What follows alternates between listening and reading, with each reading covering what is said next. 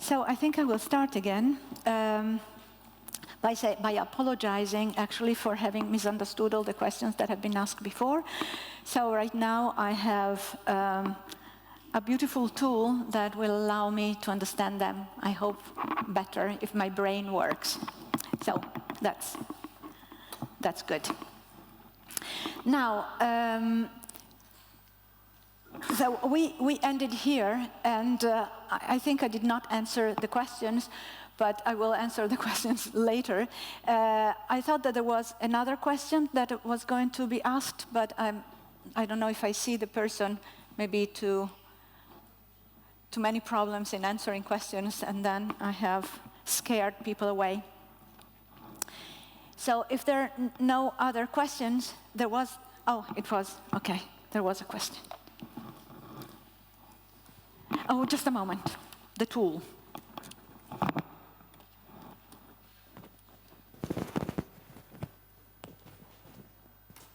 Gracias. Profesora. Thank you, Professor.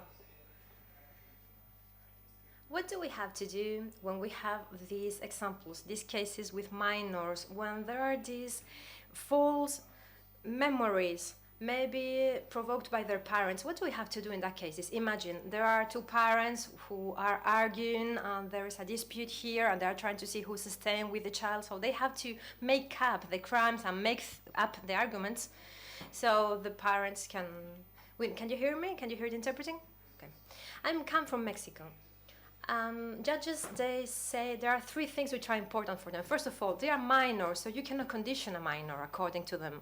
Secondly, there is no need to have a chronological order in facts, because they are minors, so you can accept anything coming from them. And thirdly, they say that even if it's not corroborated, you can even believe it, because it's important to think about the best interest of the minor. So in our court in Mexico, we have said that in this case of crimes, we need to have some corroboration somehow, outside with something else, something linked to the victim, because otherwise we can just invent things. So this is what the court says, but then the judge says that they cannot doubt whatever the minor is saying, and they directly believe the minor. So what can we do about that? How can we try to avoid these errors? Because at the end of the day, this can be a tragedy for some of the parties. In most of the cases, it's a tragedy for the parents. Thank you so much, and congratulations for your talk. Well, thank you. I think that this is it's a difficult question to answer, because really I don't know if there are ways to disentangle situations. Certainly, minors do not always lie. Minors do not always tell the truth. And so I think that having a specific absolute stand on this stance on this issue is actually wrong. And each case is different, so each case needs to be evaluated, and it is important to understand, as I was saying before to somebody, actually to understand the origin of the declaration of the child and the origin of the situation, and see which influences might have been there. And so if the child might have been coached by parents or not in this litigious, for example, situations between two parents, if there is any type of serious allegiance of the child with one of the parents. And yes, I think that it is correct, actually, to believe that external corroboration is important. As I said before, the problem is that it is not always possible. It is not always possible. And so I believe that these are extremely difficult cases in which necessarily what then the evidence is based on is the argumentative elements that the two parties have, the prosecution and the defense, and they are based on relatively flimsy information. So information that is not that strong. So these are cases that can go one way or another, depending on the strength of the argument, because, again, the corroborative, external, factual evidence is often missing. And so I don't have a good answer. The possibility for me is actually to, as I said, to trace the history of the declaration of the child, the history of the case, and to see if there have been influences or not, and also to prevent potential errors by interviewing the people involved in this, including the child, in the correct way. And there are tools that actually can help with that. So there are techniques, interviewing techniques, that can help interviewing children in ways that help understanding if the child is basically telling the truth or not. But these are very, very difficult cases, so I don't have a single definitive answer. I think that the state of matters right now is still very fluid, and I'm sorry, I don't have a good answer. And then I think that, and I hope I understood the question, which was translated in English and very well, so thank you to the translator. So I want to go on talking about another type of issue that deals with witnesses, which is eyewitness identification. And eyewitness identification has been studied, as some of you know, in this room, has been studied with really very nicely, rigorous, sophisticated ways. And what it has shown is that there is really no good way to obtain reliable eyewitness, completely reliable eyewitness identification. It is true that the visual system is extremely good. The human visual system is extremely good in helping people identify faces.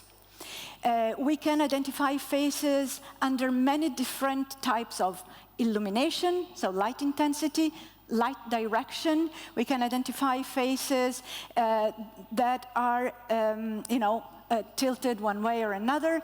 And we do that because we have this extremely powerful system that calculates the relationship among the various components of a face.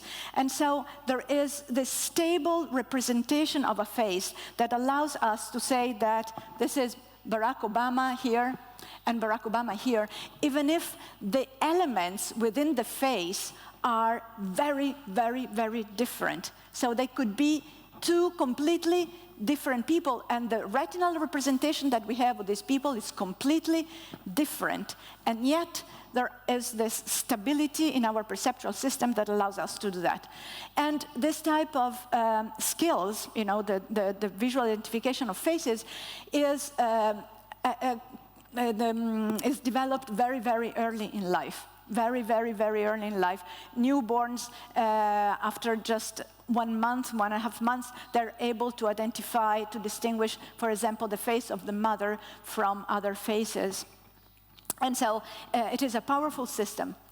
In spite, and we know a lot about the representation of faces, and we know a lot about the fact that, for example, we need a canonical representation, so this doesn't work, I'm sorry.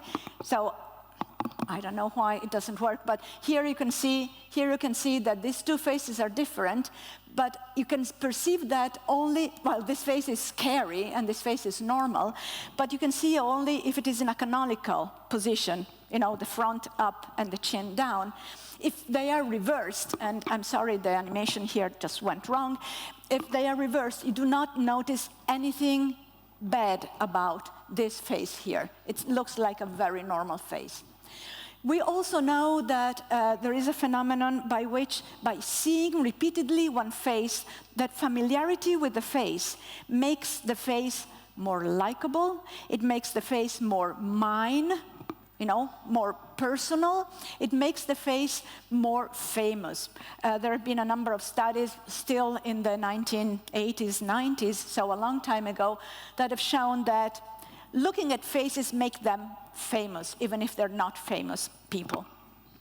And then we know very well that contextual elements change the perception of the faces. So, for example, here the eyes are exactly the same, but we perceive them differently because the mouth is different, okay? So we don't have, when we perceive a face, we perceive a sort of holistic element, all the elements together. And since our brain calculates the relationships between elements and the length and the distance and the height, etc., then these two faces appear, the eyes in this case appear different only because the calculation is different, even if the rest remains the same, okay? So we know a lot about these things. But we know also that actually when it comes to eyewitness identification, a lot of things go wrong. A lot of things go wrong. So this powerful system just fails in many instances. And why does it fail? It fails because of the lack of a real, proper, reliable methodology that we have. It is true that right now there are systems, recognition systems, these artificial intelligence recognition systems, which through we all go when we go through immigration, for example, at an airport.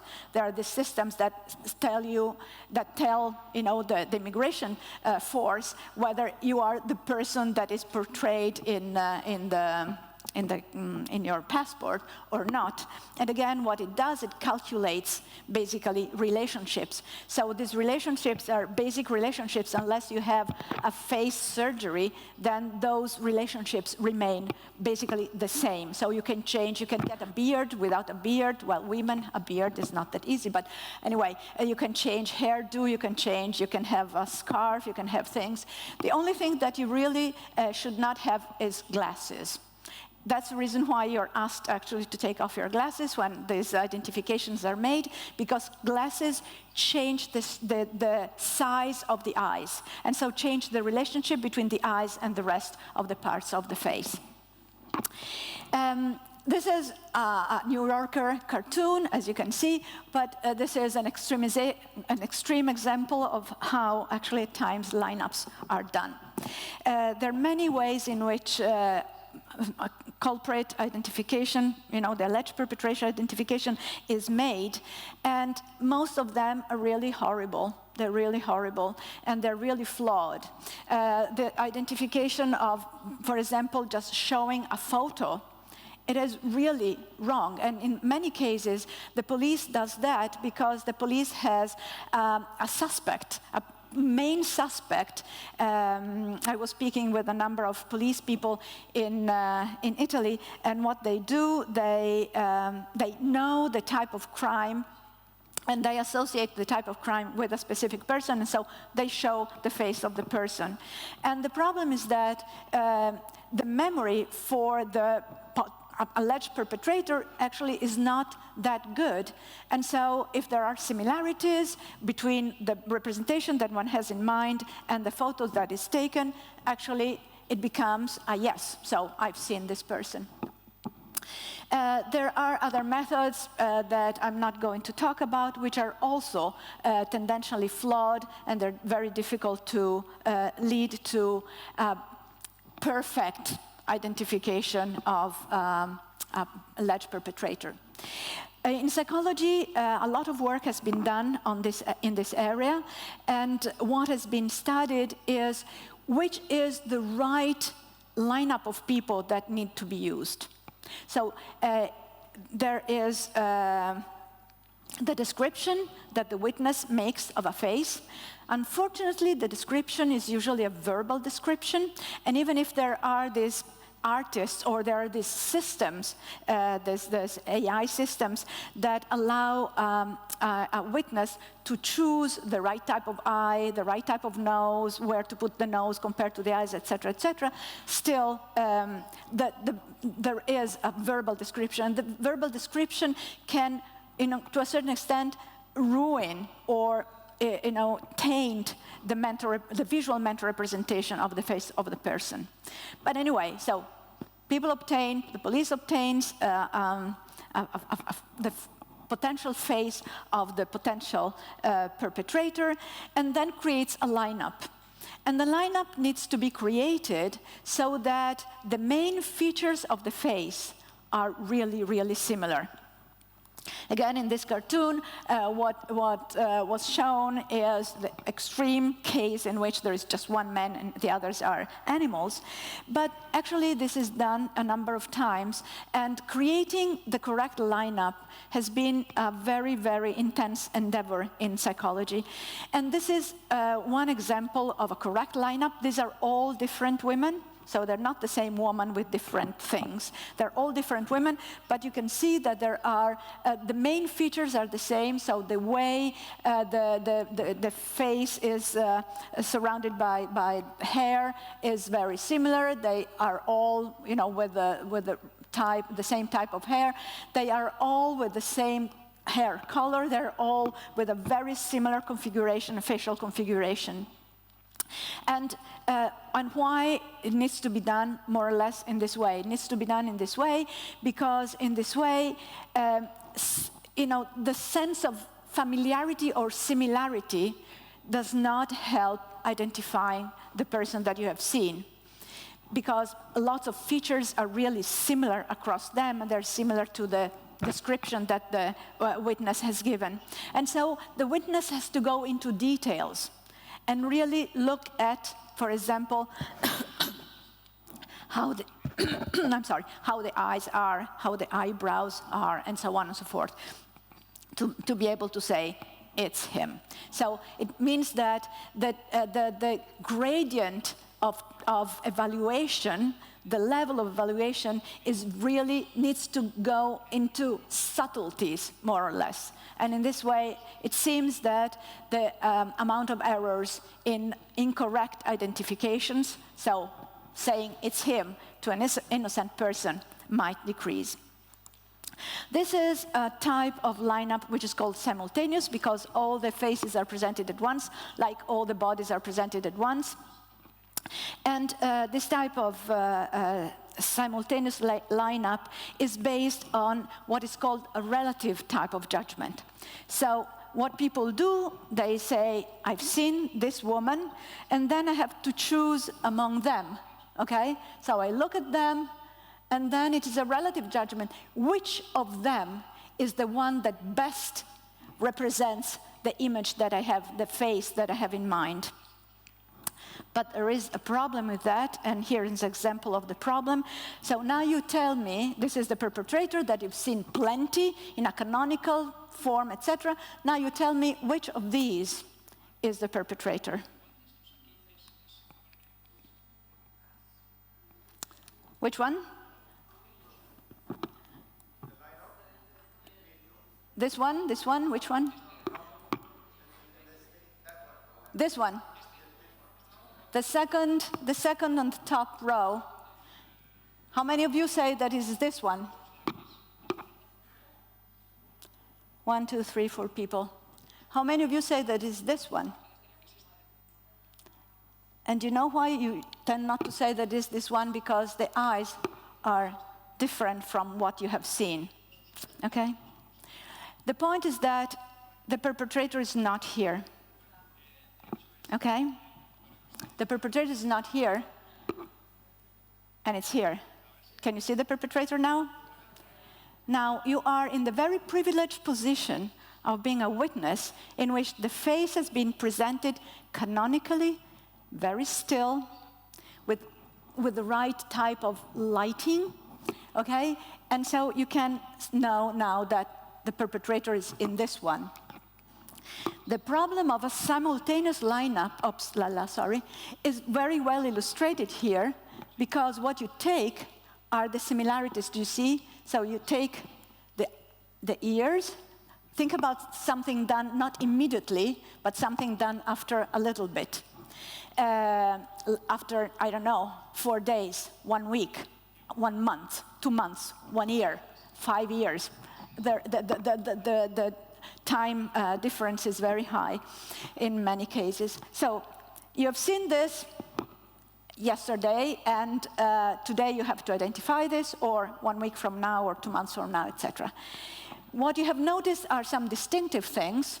You know, the shape of the face, the way the hair actually is surrounding the face, and then some, you know, the ears, for example, that really are an identifying thing.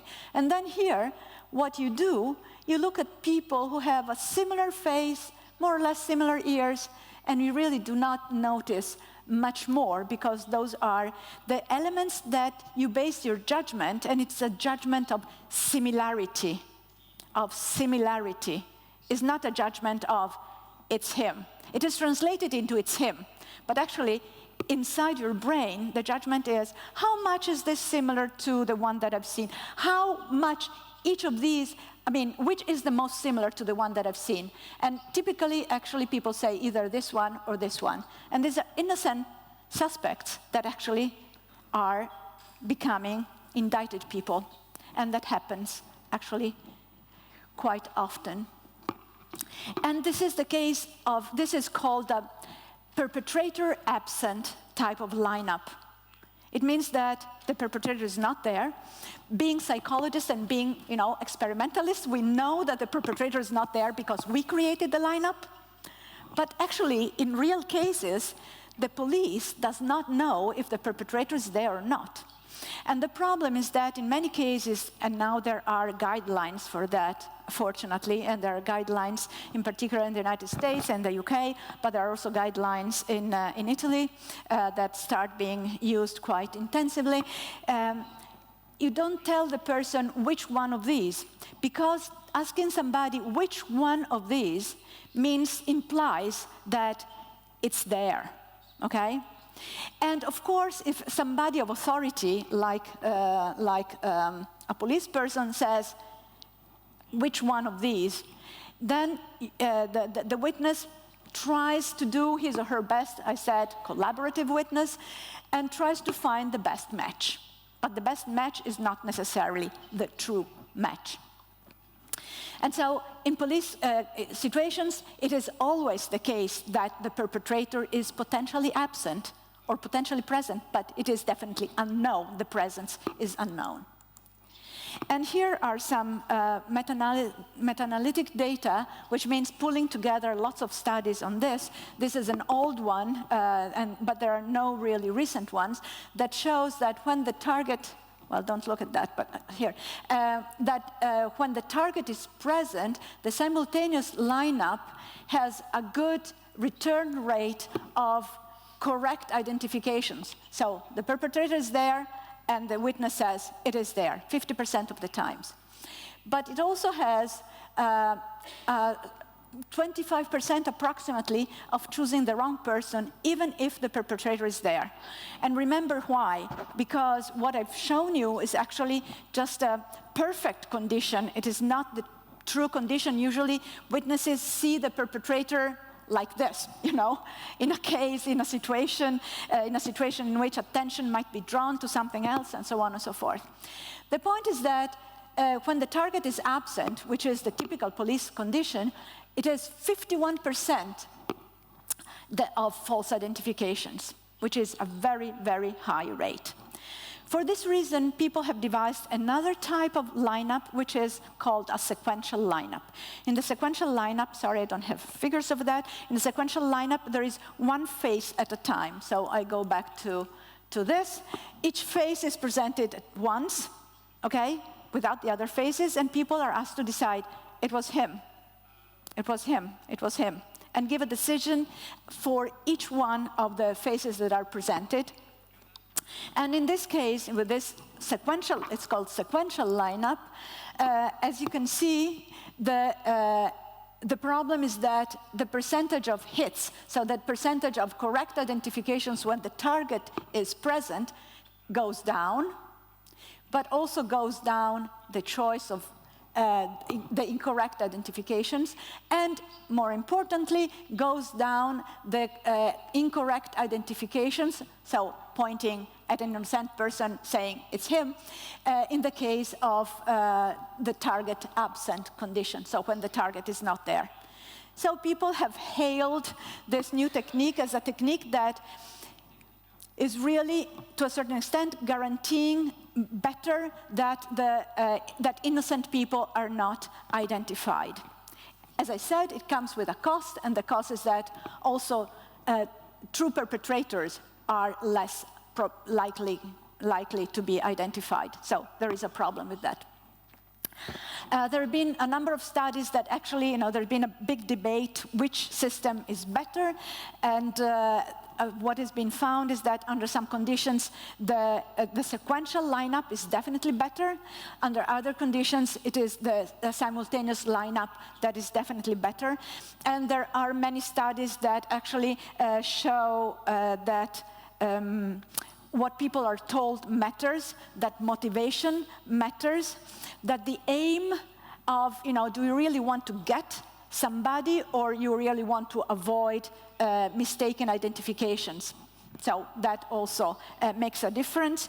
And also, for example, telling the person, the first yes, you have to stop there. So you cannot think about this anymore.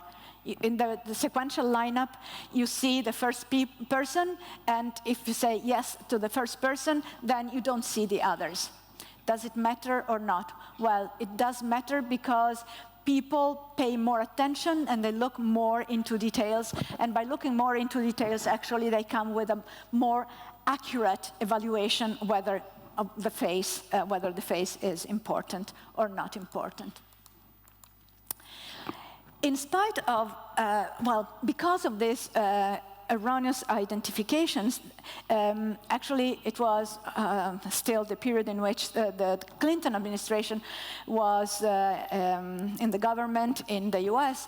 The Attorney General, Janet Reno, decided to take on the information that comes from psychological research, and there's been the institution of this Innocence Project, of which you all know about. I've seen that there is also a chapter here in Spain. For example, the Innocence Project, there are many chapters around the world. And what they try to do, they try to exonerate wrongfully convicted people. And usually the exoneration is based on DNA. I'd have a lot to say about the reliability of DNA testing that actually is subjected to the same problems that, for example, psychological research is subjected. It is a probabilistic judgment. Also, the DNA decision is a probabilistic judgment, okay, as somebody was mentioning the other day. And here, just some data that I will not mention, only that 375 people were exonerated until the year in which I took this down, which was, I think, last year. And then the problem is that 69% were actually convicted because erroneous identifications by witnesses, and these erroneous identifications were made with conviction, okay? So, I know it's him, I swear it's him. A very good example of this is a case that actually has been also featured in Netflix, I think, or something like that, of the 5 of Central Park, which is a US case. And as you can see, of these erroneous eyewitness identifications, they were 34% were in an in-person lineup, 52% from a photo array, so simply presented a series of photos, which is even more problematic. And the 84% of the misidentification involved a misidentification by a surviving victim, okay? The example of the 5 boys of Central Park is exactly one of those examples. And why victims tend to misidentify perpetrators? They tend to misidentify because a victim does not necessarily have it's a traumatic situation.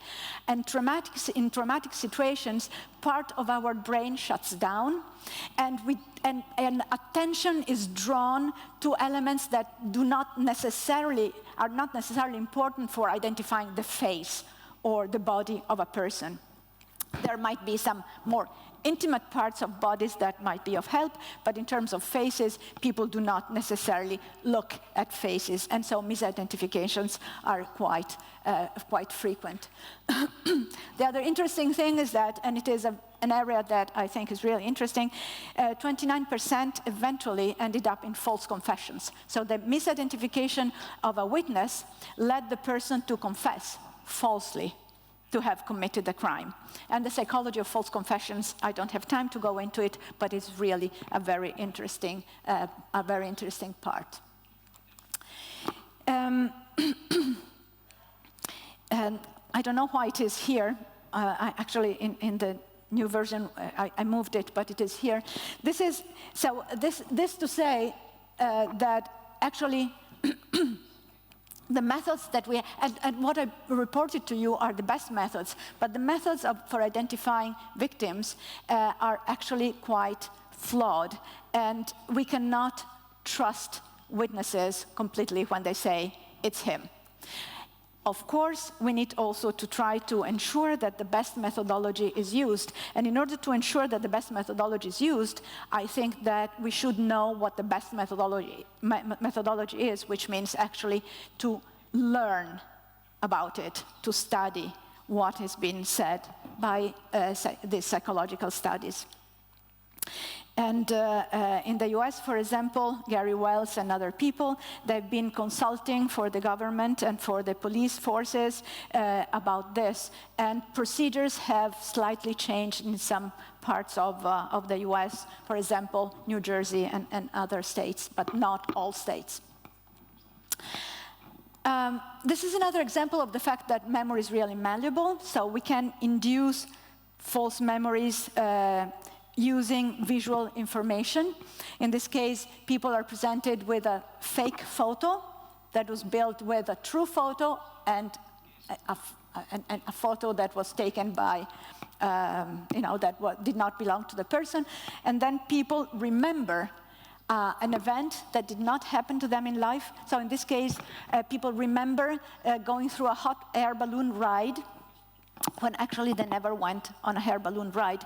But the photo is convincing enough that what they say is, well, I don't remember because I was a child, but even if I don't remember, I trust the photo. So the source of the information, like for example in the 9-up, the police that says which one is, means it must be there. So the source of the information is really important, and people trust the source of information, and then they make judgments about their experiences and what they remember from the source of the information. And this is another example of the fact that people remember performing actions that actually they did not perform. So really, memory is malleable. In this case, too, the evidence was actually doctored visual evidence that was presented, and a lot of people remembered performing this specific action that they never performed, like tapping on a table. Very simple examples, but what they say is that not only people misremember, actions of others, people misremember also their own personal actions if they are suggested otherwise. People are really prone to suggestions. People are really prone to accept what others say. People are really prone to accept visual evidence.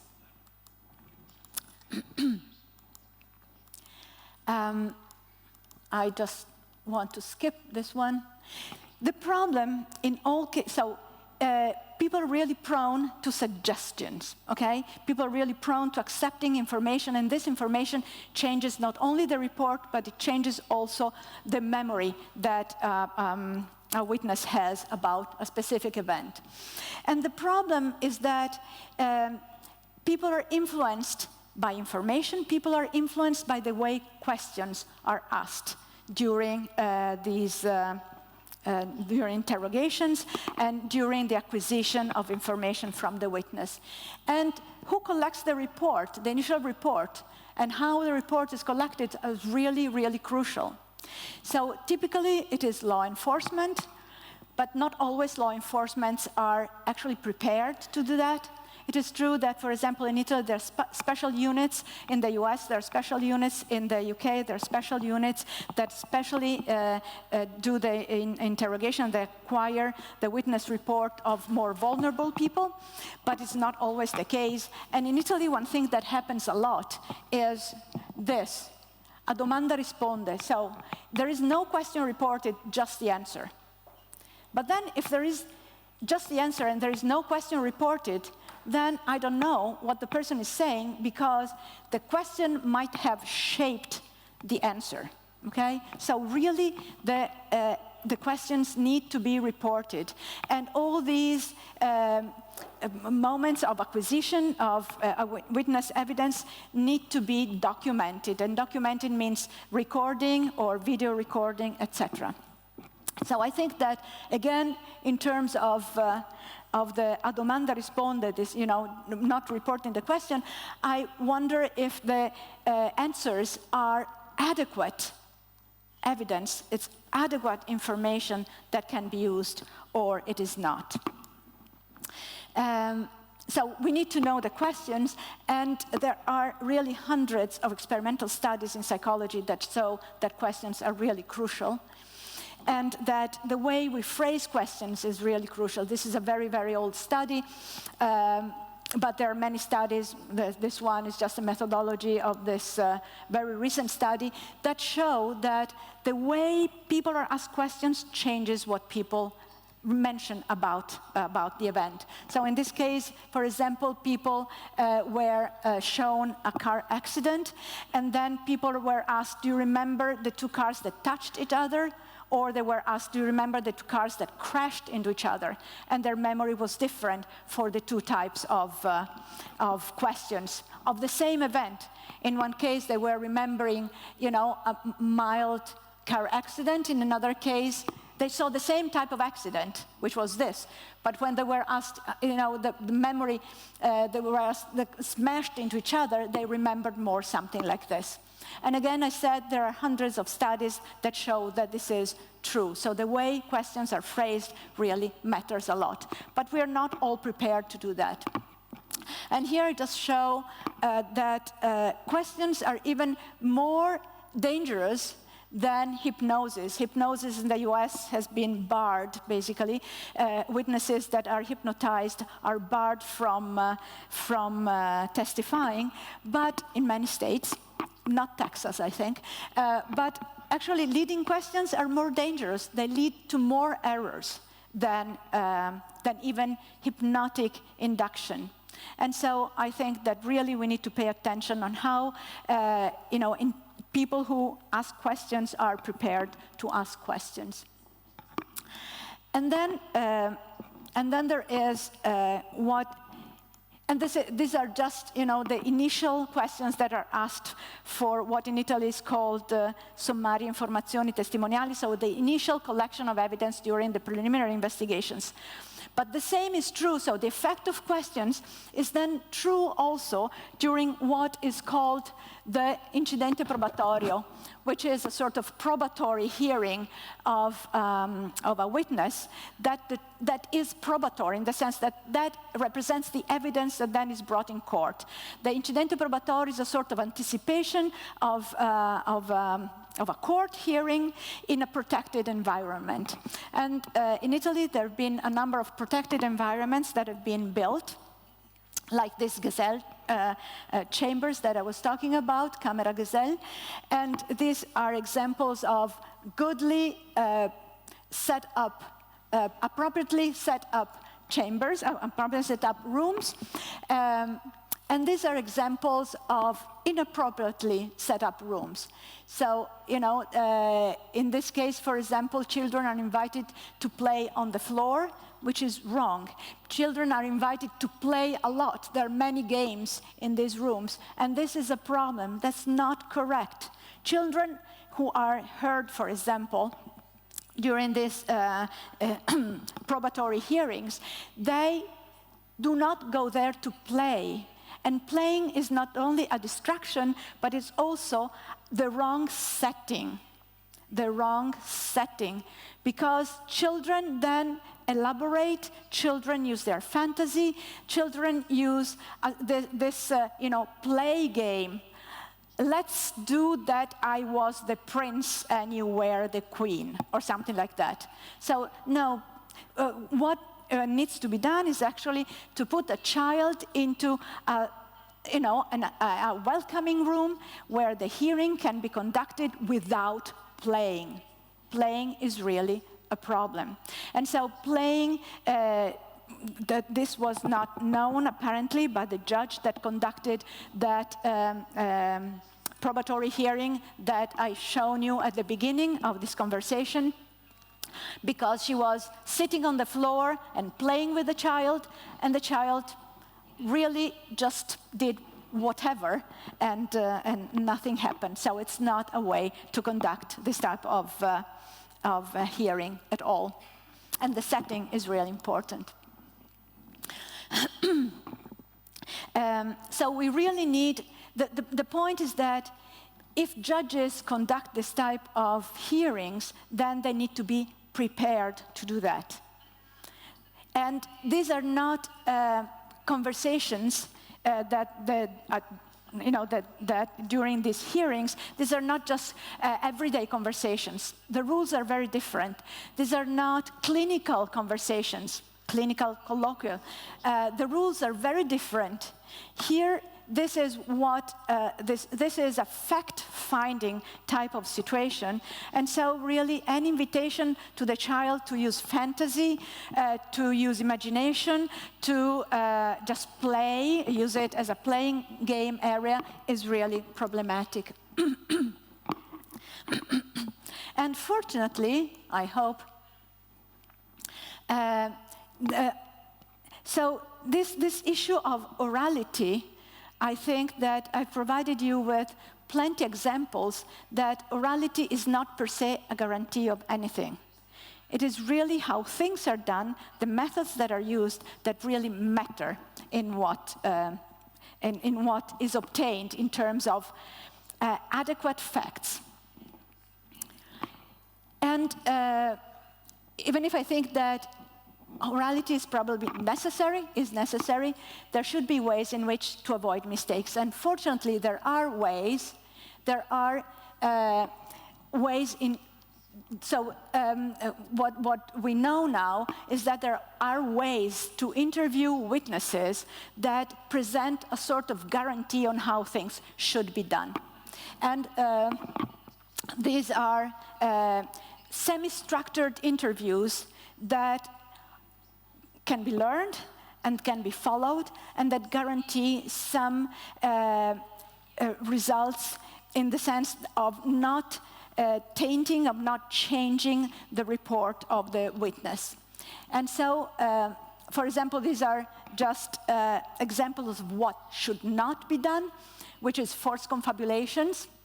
For people to confabulate, using leading questions. I've shown you that they're really dangerous, even more than hypnosis. Misleading questions in which you put actually the answer into the question, and there are many, many examples of that. And insisting, repeating the questions. I've given you an example at the beginning because the witness changes the report if there is the same question repeated over and over and over again, because the implicit assumption is that, well, the answer that I've given so far is not the right one that the interrogator wants to hear, so I change the version. And many other cases, so it's not appropriate to give feedback of any type. And it's not appropriate to say, well, somebody else has already told me that. So it's not possible that you are not telling me that again yourself too. Or even in case of children, given small gifts and praises, etc., etc. So the setting should be really, really neutral. You don't play with the child. You're not harsh, of course, with the child. You respect the child, and there are definite rules that need to be respected. And this is not a clinical a clinical setting in which you take the child under your wing and you take care of the child and you start a sort of therapy of the child. No, the setting is completely different. So if I asked you, I don't have the time, if I asked you which are the most important things that you need to pay attention to when you interrogate a witness, I'm not talking about a potential perpetrator. I'm talking about a neutral witness about an event. People say that what people need to pay attention to are the details, body language, nonverbal communication. No, it's not that at all. It's not that at all. What you have to pay attention to is the content of what you are saying, what you're asking, and the content of the report. And there are these techniques. For example, there is this stepwise semi-structured interview that follows a number of principles, and these principles we will look at in just 1 second. And then there is another type of interview that is used for cases in which at the beginning you do not obtain enough information from just asking questions using the stepwise interview, and it goes more into details, and it uses specific techniques that derive from studies in memory. And then for minors, there is the stepwise for children, and then there is this, this protocol that has been devised by Michael Lamb at NIH in the US, and then he works now in Oxford, and it is a very detailed type of interviewing techniques. And so people who do interview children, I think that they need to be trained on these systems. Otherwise, the risk of really making lots of errors and dangerous errors is really great. So using semi-structured interviews is one way to guarantee the goodness of the report. And in this, you have to assume a neutral position. So you don't know what happened. And making an initial judgment actually might be a problem. So assuming something to be true at the beginning might be a problem.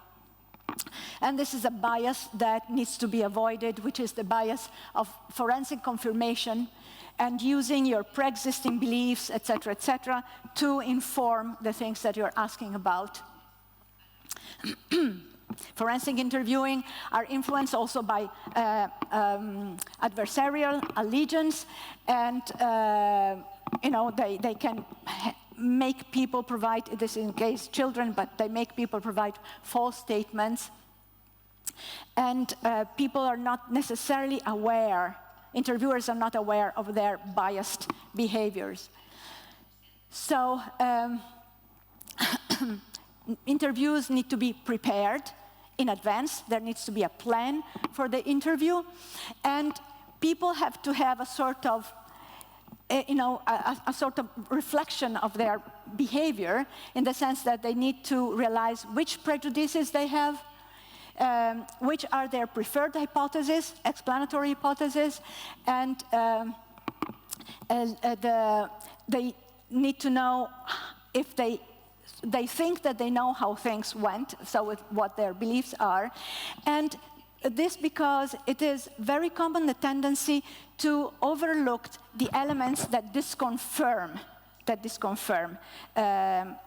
the hypothesis that people have, if you have a very strict and specific hypothesis.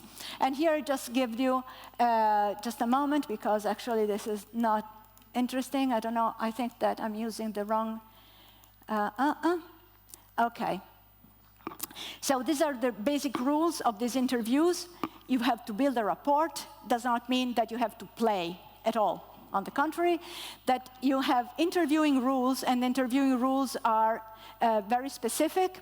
So you tell the child where you are, who you are, what you're doing, what are you there for, what the child is there for. And then establish the need to tell the truth.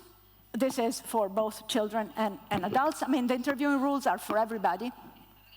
And then introduce the main topic, and then you ask the person to just narratively free okay? So you just say, well, tell me what happened in a free way, and this is the initial free report, and only if there are elements that have not been covered, then you ask questions, and these questions need to be at the beginning very open questions, and then they go into more specific questions, and they can also be closed questions in the sense of entailing a yes-no response, but only at the end of the interview. And then, of course, there is the interview conclusion. And for the moment, I stop here, thinking that I have provided you with some information about how things can go wrong, but also some techniques that might help things go a little bit more the right way. These are not guarantees, but these are more or less the best methods available to interrogate witnesses, and I'm saying not potential perpetrators, but neutral witnesses. And at this point, I leave room for questions. Any questions? Yes, just a moment. Where is the thing? Thank you. Professor, just one question. Do you believe that these interview techniques must be... momentito. Okay. Okay. Now. Okay. Thank you, Professor. Do you believe that these interview techniques have to be used in trial depositions? Yes, the answer is absolutely yes. Absolutely yes. Because if you don't use these techniques, actually, you use just, the regular asking, everyday conversation way of asking things. And actually, the everyday conversation way of asking things is a type of a style of conversation, a style of interview that involves many assumptions that we are not aware of. For example, if I ask the lady here in front, can you hand me your badge? There is a pre-assumption on my part that actually she knows what I'm talking about. And in interviewing witnesses, you really you cannot presuppose anything. So you basically, even if you know, you should know nothing.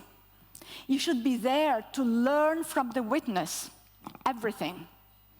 In this case, actually, there's been a debate in the literature whether people who conduct these interrogations, if they should know in advance what happened, because that helps plan the interview, but at the same time, if they know, they come up with a hypothesis about what happened.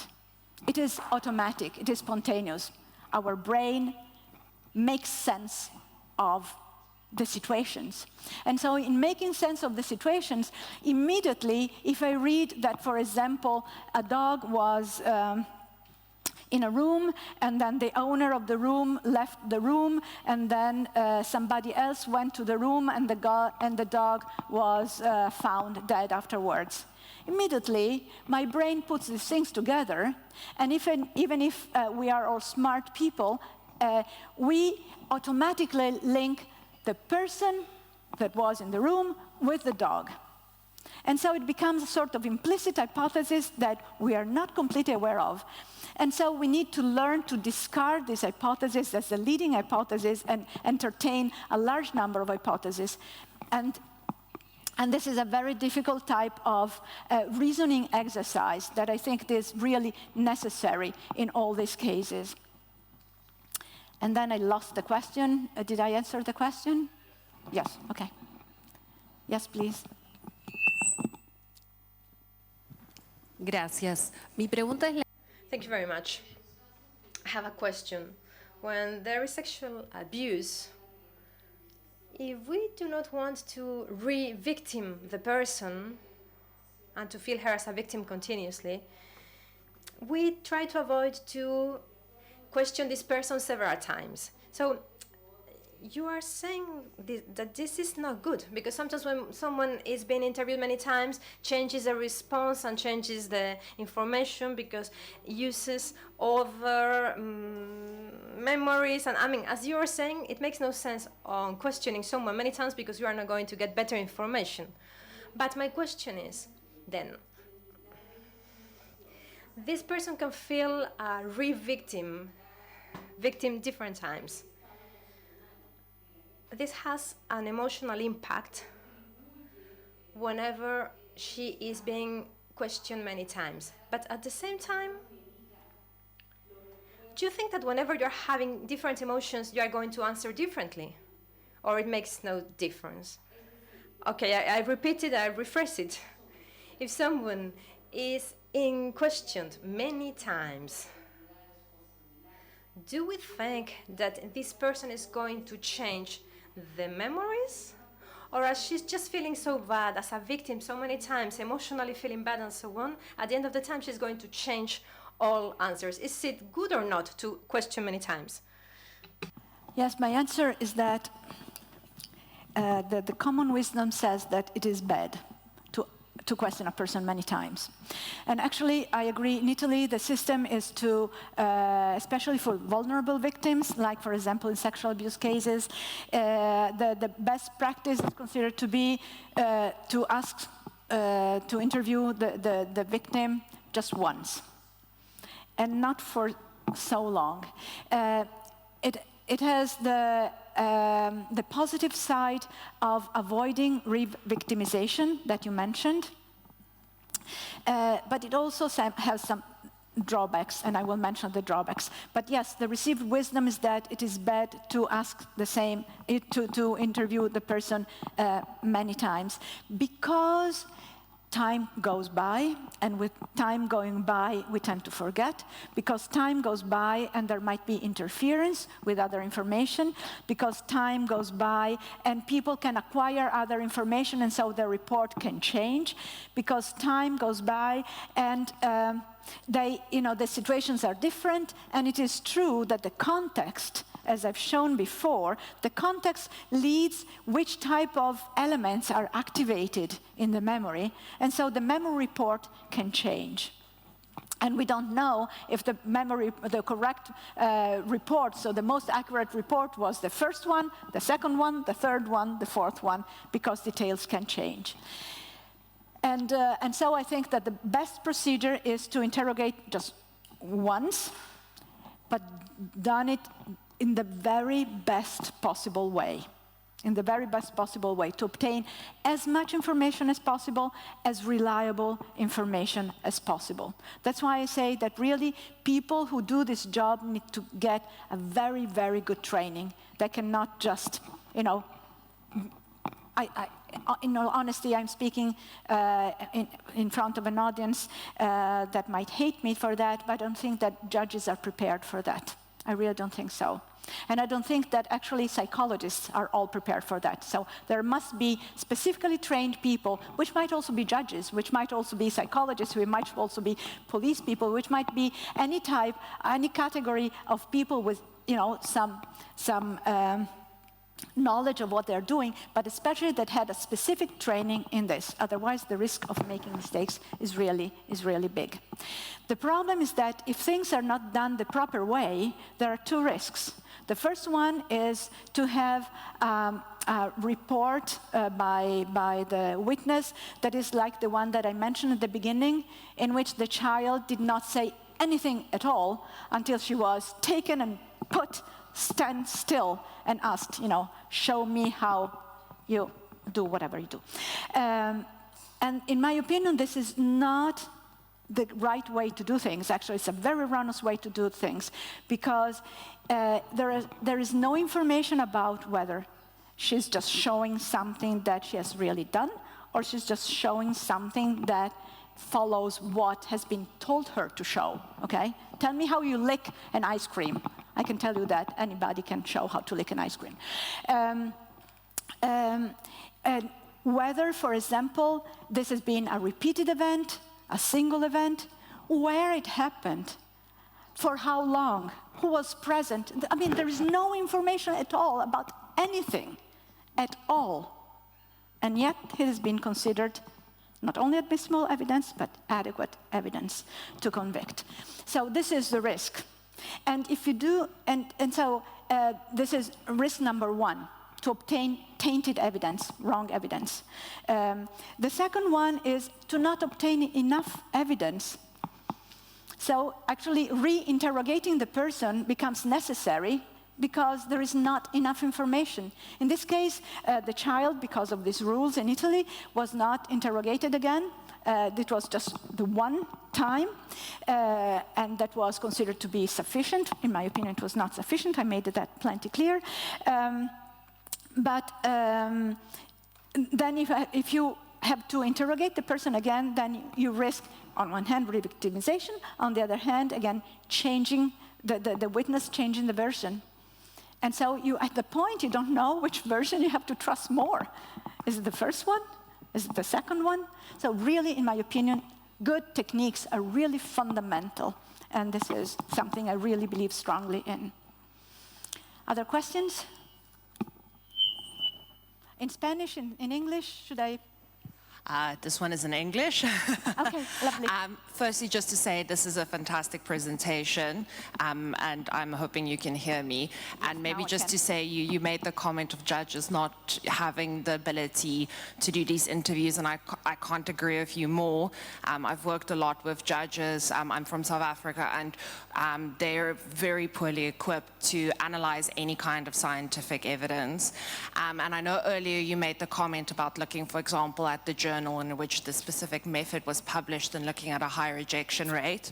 But I do know that authors tend to self-censor. Not everyone's going to try and publish in The Lancet, for example. So I was wondering if you have any kinds of practical tips that members of the judiciary and policymakers can use when evaluating methods to know, what would be the most up-to-date method. So sometimes newer methods might be better, but might have less citations simply because that's how time would work.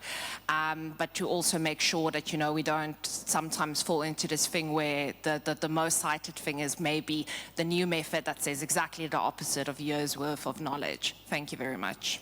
Yeah, this is an excellent question, actually, because publishing in Lancet does not necessarily mean publishing the most adequate thing, okay? And unfortunately, in the literature, there is this tendency of trying to publish in high-impact journals with a high citation index, and I fall into that category too, so into that trap too. And what is asked for, and this is, for example, science, nature, what they ask for is complete novelty, okay? Something that is really groundbreaking, which might be extremely clever and just once. And I give you the example, for example, of lie detection techniques. There are many lie detection techniques that are based on physiological data. I'm not talking about lie detection like the polygraph, for example, the macchina della verità. But I'm talking about, for example, lie detection techniques that use brain imaging techniques, or they use some sort of measuring the movements of the muscles, of the periorbital muscles, or they use, for example, the amount of blood, so the heat of some parts of the face as detecting techniques. The problem of these is that they have been published in Nature, for example, some of them, but they have only been repeated by the same lab under the same circumstances, by the same people who then patented them and got money from them. So I would not be willing to use these methods only because they publish it in Nature and because there are 5 replications from the same lab by the same people using exactly the same procedure. So I think that the rule, and I'm trying to answer to you, to answer your question, I think that the rule is not necessarily where you published, but you need to have published at a certain level, okay? My friend's journal is not good enough. So I think that you need to publish where there is a peer review, a serious peer review system. At the same time, I think that it is important to trust publications, data results that have been repeatedly shown to happen, okay? So that have been replicated a number of times, and that's why I was saying that psychology, fortunately, provides in this area a large number of studies in some specific areas, which could be memory, memory malleability, for example, which could be face identification, lineup techniques, etc., that are replicated many times, and so they provide reliable information that we can trust and that we can use, and I think that we should use. So I think that replicability, number of replications is really essential. And number of replications where, okay? So again, 15 replications, 15 different labs in my friend's journal are probably not enough, but 15 replications in some not top, but adequate, adequately reviewed journals, I think that is a good way to go. Questions? Wow. Well, I don't know. Hola, okay. Professor Mazzoni, un gusto. Hello, Professor Mazzoni. It's a pleasure to listen to you. I have two questions here. First of all, it has to do with this idea that we legal officers, we use the word credibility in order to give this value to the proofs, to the statements of people. But when I'm listening to you and when I'm reading you, I see... Was interrupted. I don't speak... Pero la traducción es stata interrotta, entonces, ¿puede repetir? Perfecto. Professor Mazzoni, I have two questions here. First of all, can you hear me now? The first of all has to do with the concept of credibility. Legal experts, legal officers, we use this term, credibility, when we want to give some value and some evidence value to a statement, a declaration, whatever. But I'm listening to you here, and I'm reading you, and I see that there are different topics around this term. So maybe we should use other sub-concepts. And this way, we could try to prove the value of a statement, not just think about credibility, but think about all the concepts, other terms. And this way, we would be more aware of all the things that have to be assessed.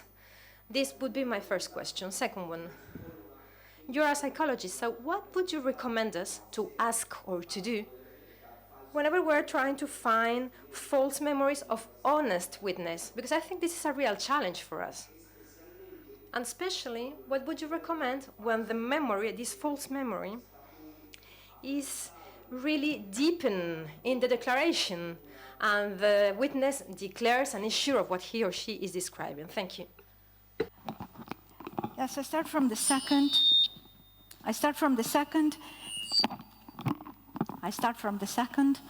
And I think that if a false memory is really believed in, is really part of the declaration, is really part of the report, there is, at a certain point, no way to disentangle, what is true and from what is false. So I think that the best thing is the prevention. It is really preventing things.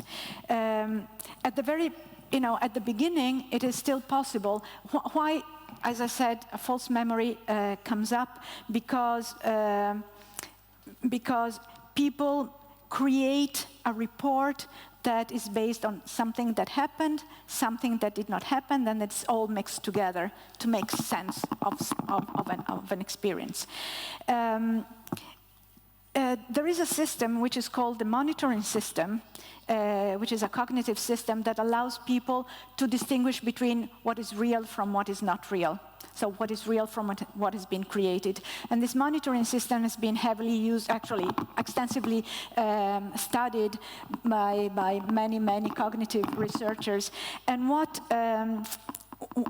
the system basically is able to distinguish is the source of the information.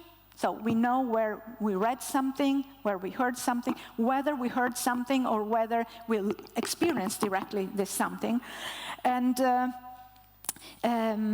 so often we are able, for example, to say, if something was just mentioned to us, or it was something that we created or something that we directly experienced. And this is true for a relatively long period of time, because these indicators, these cues, these little things that these mental contents have, they actually can indicate whether it is experienced or not. So this is this reality monitoring system that is in place usually. And after all, we're usually able to say if we dreamed about something or if we experienced that something, okay? So there are these elements that help. Inquiring about these elements is really important, and it is possible. So there are actually tools that help us understand, so help the monitoring system and help us understand if there are elements of creation, elements of imagination, if there's been cognitive effort in creating an event that was false. And these can be inquired, so this can be done. Usually it is not done. Usually it is not done. I don't know what's happening here. Usually it is not done. So, but there exist, and I think that they can be used. The first question was about credibility. Credibility, I have a number of slides on that. So I think that credibility is the wrong word. And I agree with you, probably we have to disentangle parts, some semantic components, some conceptual components within credibility, because credibility is basically a subjective judgment about how credible something is. And credible doesn't mean true. It does not mean true. It does not even mean reliable. It does not mean valid. It does not mean that it corresponds to anything in reality. It just means credible. And so my credibility judgment about a statement depends on a large number of things. Who mentioned that? If I like the person, if I agree with the person in general. So there are many, many elements that influence credibility. One thing is credibility, one thing is the evaluation of the validity of a statement, if the statement represents something that is true. And I think that judges and trials should do this second part and not just judge the credibility. That's why I am tendentially against using the word credibility, because it confounds levels, conceptual levels, that should not be confused, one with the other. So yes, I think that is the way to go, really, to disentangle the various conceptual components within this issue. Other questions? Yes, I don't know, there is something here. I have too many little things. I'm so sorry. You don't know, I have 3 pairs of glasses, each of them with a little thing to hang them on, and then they all get entangled all the time. Okay, sure, thank you. Okay, the next question.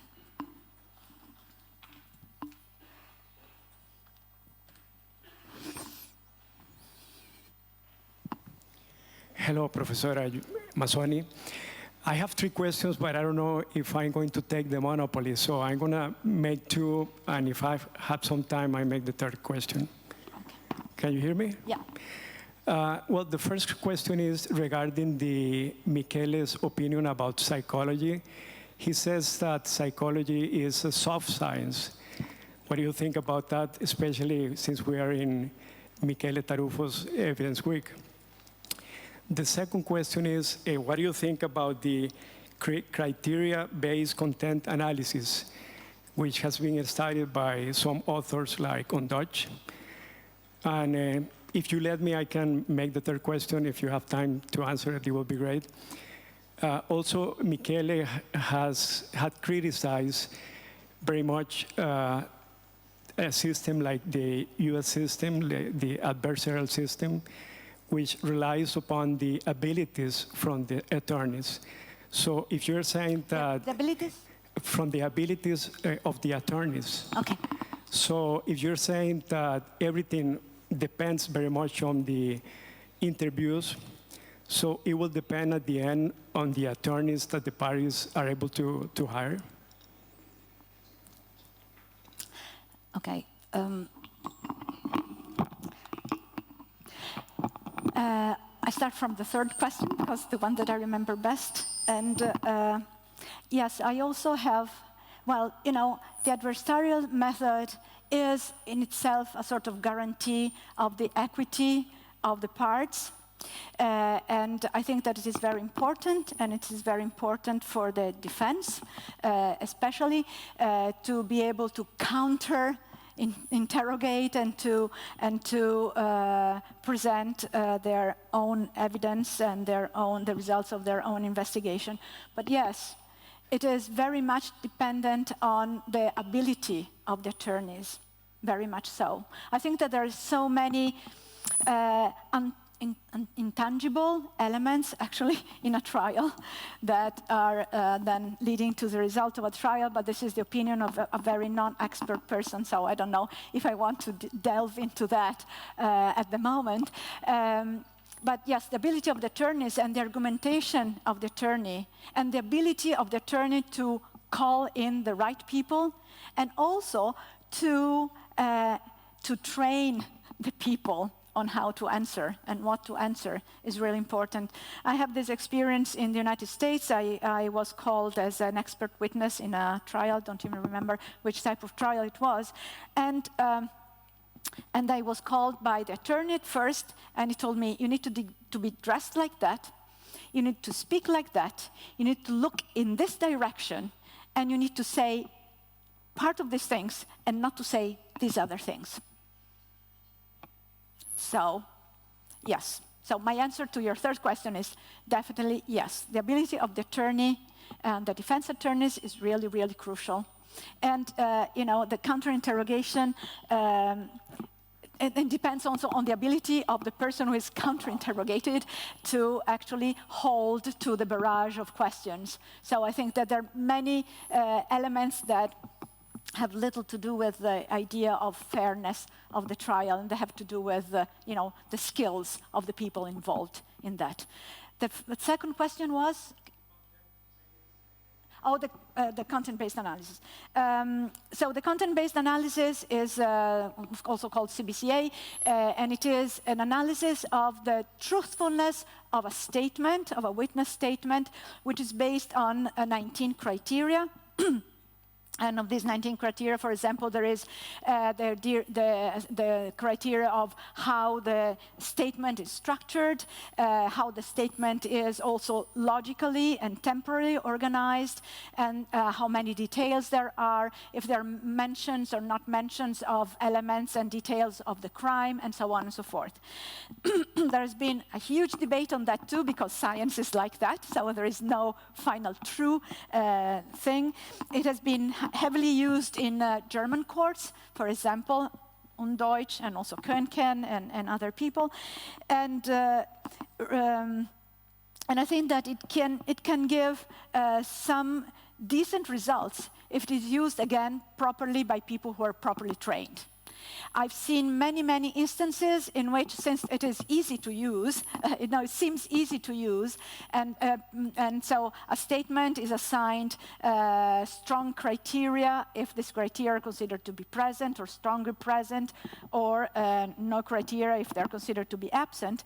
But really, people who make this type of evaluation need to be trained, because it is not as easy as it seems. And hence, for example, it has been abandoned by many because of the misuse. You know, I've learned how to use it overnight, something like that type of people, and it can be very dangerous because the final result is it is a truthful statement, it is a false statement, which is a strong, strong type of decision. And the first question was?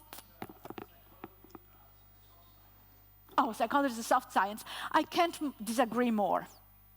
I cannot disagree more. Psychology, well, it is a soft science in the sense that it is not physics, okay? But I wish, actually, I could organize a methodology, a very short methodology psychological experiment methodological course for judges and magistrates and prosecutors and, I don't know, police forces, etc., because then you will touch with your hand how actually it is, how unsoft it is, okay? So it's not a hard science because we are not using, I don't know, chemicals, for example. But it is a hard science in the sense that we measure behavior. We measure behavior, and behavior is observable. And we have tools to change the behavior in a predicted way. And so I think that it is not a hard science in the sense that it's not physics, but it is definitely a science. So I do not agree with the sense of a soft science underlining the soft part and much less the science part, okay? So psychology is a science. Don't be fooled by the idea that we all have that psychology is psychotherapy. No. Psychology is a different thing. Psychology is the study of the behavior and the mental processes of humans and also animals. So, no, I disagree. I'm sorry. I know that I disagree with a great mind, but I do disagree.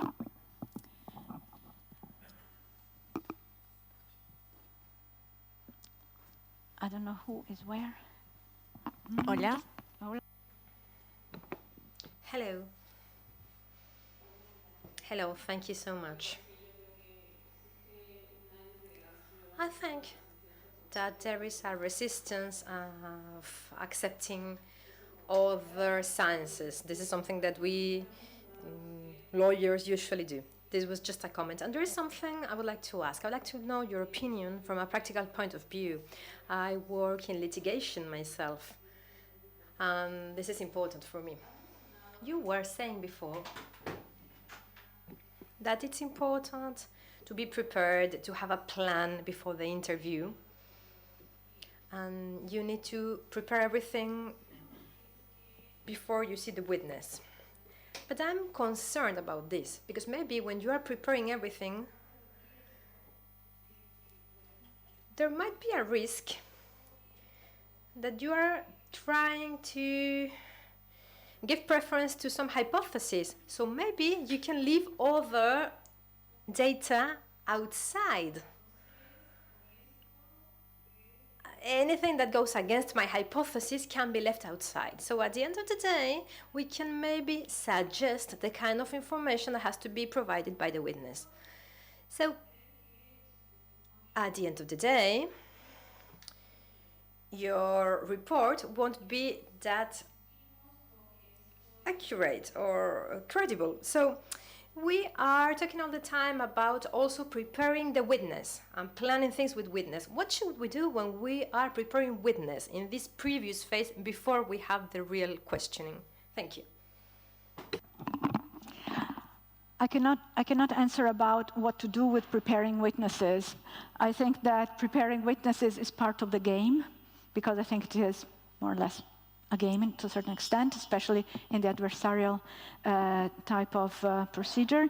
And I think that preparing witnesses basically is a way to ensure, that what you claim to be true is portrayed in court. And the other thing was about.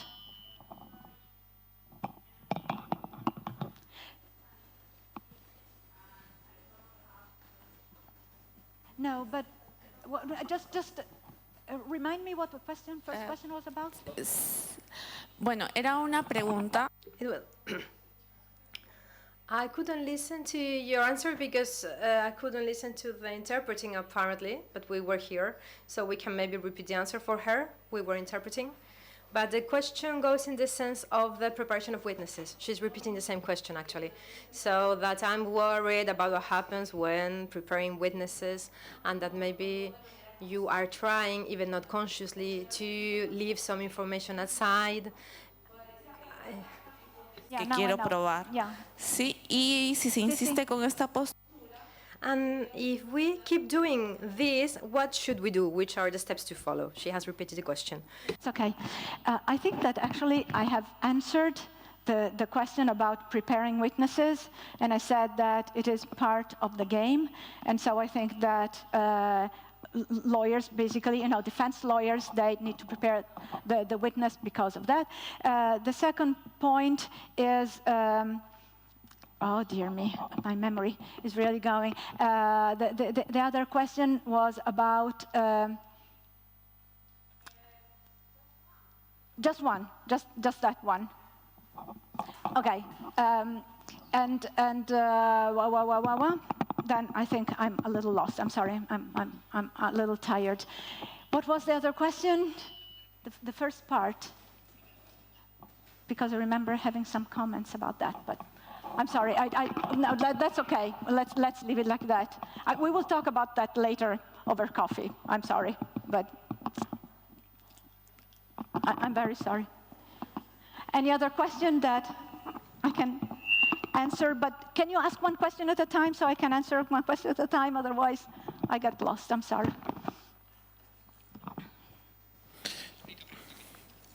Muchas gracias. Thank you very much, Professor. In Mexico, we admire your job. We are your fans. So my question is, if you were a judge yourself, how would you solve this problem that the judges get when the witness is there and then he says something and he makes a declaration and then he's saying something which is different to what he has declared before? So you have told us that this is normal, this can happen, either because they are reconstructing their memories or maybe for other reasons. And my question is, if you were a judge and then you realize you are listening to this person for the first time, how can you determine when this is happening, when this person is changing the version, or if there is any contradiction there? What would you do in that case? Thank you. Yes, if I were a judge, which is very nice that I'm not, and then there is a contradiction in the person's report over time, then I think that I would try to evaluate what happened meanwhile, okay? And I would try to evaluate which are the differences in context that might have led to the change in version. So, there have been intervening elements that might have led the witness to change version, or the new context is a completely different context that then might have led to the change in version. And on that basis, I think that I would decide if the first version might be more reliable than the second version or not. So if there have been, for example, influences in between, okay? A witness reports something on day one, and then his or her friend, I don't know, is indicted, and then the witness changes version. There might be the reason that, he wants to protect the friend who has been indicted. And so the change of version might be, very blatantly, very openly due to a new situation that has a reason and a new information that has been provided that might change the version. And I personally would take the first version as being, to a certain extent, more true than the second if it is collected, if it is acquired in the right way. So I think that, again, repeating versions and then changing versions over time is a problem. So I actually listen to the witness in a very good, appropriate way, basically as few times as possible, but in a very good, deep, complete way, to avoid this type of problem. And it's not a good answer, but it is the only answer that I can give right now. So I don't think that there is a real perfect way to go about that. Are there other questions?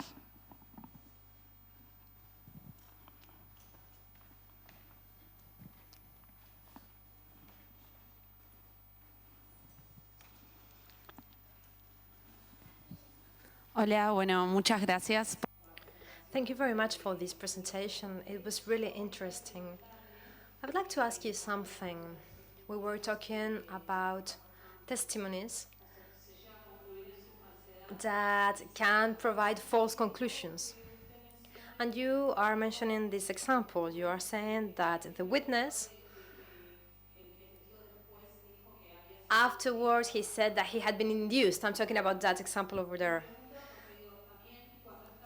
So, my question here is, sometimes the interview is not correctly done. Maybe we can directly conclude at that point that whatever the witness is saying is false, because we know that it has been deficiently done. So maybe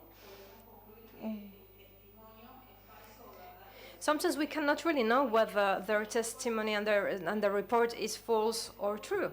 So it would be even easier to say, well, this interview didn't reach the necessary standards in order to give something which is reliable. So it's not valuable for us because it wasn't done properly. And I think it would be good to be able to proceed that way directly. And maybe we could try to cooperate and to try to focus and make sure that those who are working on the questioning should cooperate. Maybe there would be a way of cooperating with those people who are doing that, the officials, so on, so that they know what they have to do, and we should focus on those who are making the questions. Not that much focusing on the witness, but focusing more on the one who is questioning. That would be my question. Thank you.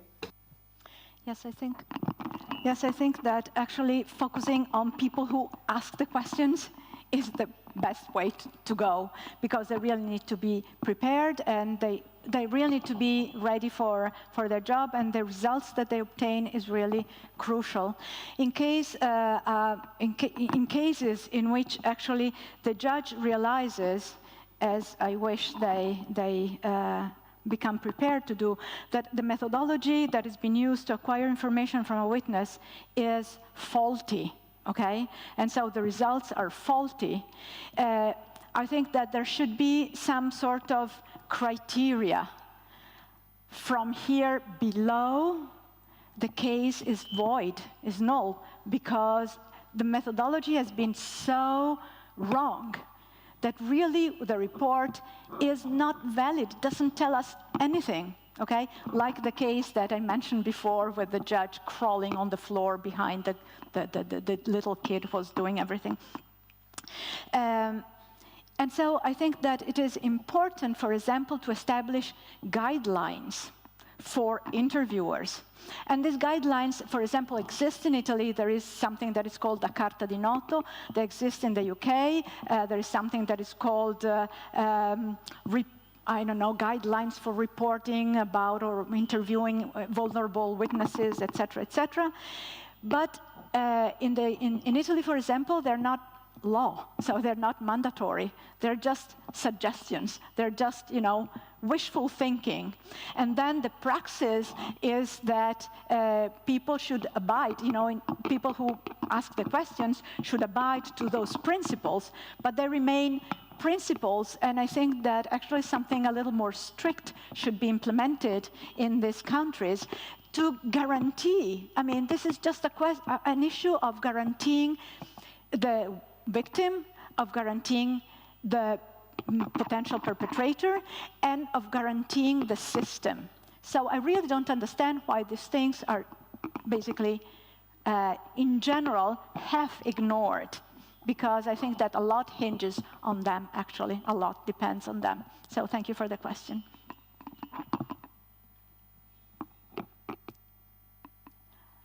Yeah. Gracias. Profesora Mazzoni. Thank you, Professor Mazzoni. I'm again thinking about how to prepare witnesses. I'm talking from a litigation point of view. Of course, we know that is something that has to be done, for sure. But I have a big question here. Which method should be used by the lawyer, the defendant, when now you are talking about guidelines for interviewers? So maybe we could also have guidelines, because at the end of the day, the lawyer is preparing the witnesses, and he is talking to the witnesses, and he's questioning there in the hearing as well. And sometimes when they are preparing the client, they just interfere with the version. So at the end of the day, this can result in a witness saying something totally different because the lawyer has told them to say something. But sometimes this is not the case. And the witness, when they are in the middle of the trial, they just say something out of the blue, which was nothing to do with the prepared thing and the preparation with the lawyer. So from a legal point of view, we cannot understand what's happening, but probably from a psychological point of view, you might say something about it. So within this background and context, which would be the method, the adequate method to be able to work with a client? I'm talking here from the perspective of a litigator, from a lawyer, okay? What would be the method to have a good result in the trial? I think that you're asking me questions that I don't know if I'm actually prepared to answer, in the sense that I don't know if they belong to my domain of expertise. It really depends on you know, I don't know if I can use the words honesty versus necessity of winning or whatever. So, you know, creating a situation in which you, to a certain extent, ensure the highest possible likelihood of getting, you know, of winning the case, for example, and the situation in which you want to ensure that truth comes out. So I think that this is intrinsically an issue of, you know, of the system that is in place, and I don't know if there is the correct way to prepare a witness. Probably it is ethically, it is unethical. I have no idea because I don't know if there are guidelines about that. It is unethical to induce a witness to say something that is not true, just because, you know, it is part of the strategy of the litigation lawyer. So I don't know if it is considered unethical. At the same time, I can understand the position of a litigation lawyer in which, who in court receive actually some statements for their own witnesses that goes against their line of defense. And so I think that, you know, I think that the balance is just in the hands of the litigation lawyer. I don't even know, and this is a question that I'm asking you, I don't even know if there should be guidelines for that, because probably it is the role of the litigation lawyer to be a litigation lawyer, so to obtain results. And I think that the preparation of witnesses, even if dangerous for the truth, actually might be important for the strategy. So that's my actually very practical and irrelevant answer to your question.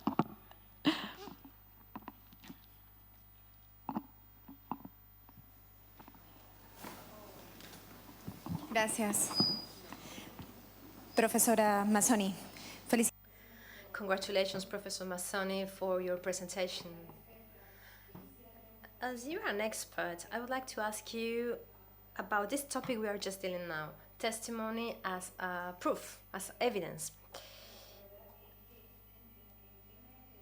When we are talking about credibility, I would be interested, because I'm a prosecutor in Ecuador, and we have a meta-expert done by the psychological experts in order to try to leave aside the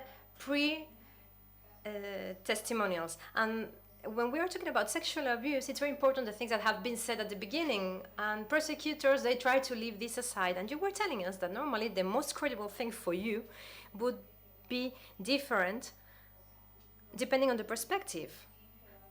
Credible thing is not necessarily truth. And sometimes experts say that something is not credible, and then, depending on what the expert says, if they say this is not true and they just discard it, at the end of the day, it will seem that my witness is not saying something true due to this situation. So maybe you could elaborate a little bit more on this. Well, I start with credibility. And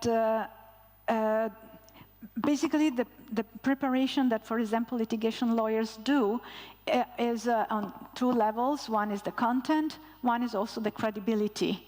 So having, giving the right impression. And that is the issue of credibility that I think is important just to consider as, as it is considered actually. The fact that the witnesses are prepared, not just for the content, but for their, the way they speak, the way they address the court, et cetera, is the realization that lawyers have that actually this aspect of credibility is really subjective, and it is really more or less in the implicit eyes of the judge that they have. That it is the implicit eye of the judge that they have to affect. There are, so you're saying that there are actually meta-experts. Did you say that there are meta-experts? Yes, no? Yes, but I did not understand exactly the role that they have.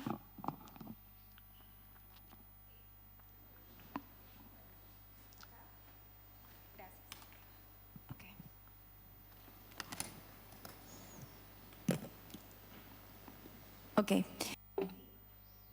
Yes, this is what happens. At the beginning, you were saying that whenever we want some expertise, this has to be done by a forensic psychologist. Is it right? And then you said it's not the same to have a clinical psychologist than a forensic one. So when we are talking about different expertise, and we are thinking about different things, as prosecutors, what we have in our country is that, first of all, there is the psychological report. We ask for it. Then we ask for a social expert, and we have another report. And then we have taken some testimonial of the victim at the beginning. And then we try to take all these three things, and we see if they are related with the fact. So when we have the lawyers, the defense lawyers in many cases, or even the prosecutors sometimes, they ask for an extra proof, which is the meta-expertise in my country. And this is done also by an expert or by a psychologist. This person can be either accredited or not. And what they want to do is to prove that whatever has been said at the beginning is not true, mostly when talking about sexual abuse and minors or teenagers. And even in adults sometimes, they just try to prove this is not true. And I am a prosecutor. So I think that this meta-expert is just throwing away all the things that had been said before. Then what can I do? It should be the judge, the one who should assess the evidence, because I don't think that this meta-expert should be so heavy. They are not the ones to have the last word to say, well, something is credible or not. That was my question. Thank you. Now I understand the question. Thank you. Yes, I think that actually the role of the meta-expert is misplaced. And I think that is the judge who has to decide about the validity of the elements that are reported by the prosecutor. The meta-expert, what a meta-expert can do, and this is also the role, for example, of the perito in the Italian system that is hired, that is called in by the judge, is to evaluate whether the methodology with which this information has been collected has been correct, was correct, whether the conclusions that have been drawn by the experts that have been called in by the prosecutor have used the right methodology and if their conclusions are correct. So this can be done, but I don't think that it is the role of the meta-expert to decide anything about the facts. So I think that the facts should be this, so not the credibility, I don't like to use this word, but the validity of what is reported, so the correspondence between what is reported and the facts. I think that it is just the task of the judge, not of the meta-expert, especially if this meta-expert could be anybody in the world. So I don't think that it is a good system, no.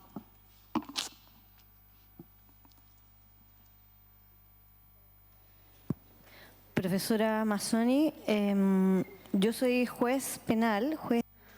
I am a criminal judge in Chile, and I have a question. Which are the criteria, according to your experience, used to assess or to consider a minor's statement when they have disabilities? For instance, autists, the ones with different, let's say, trisomic children or another kind of disability.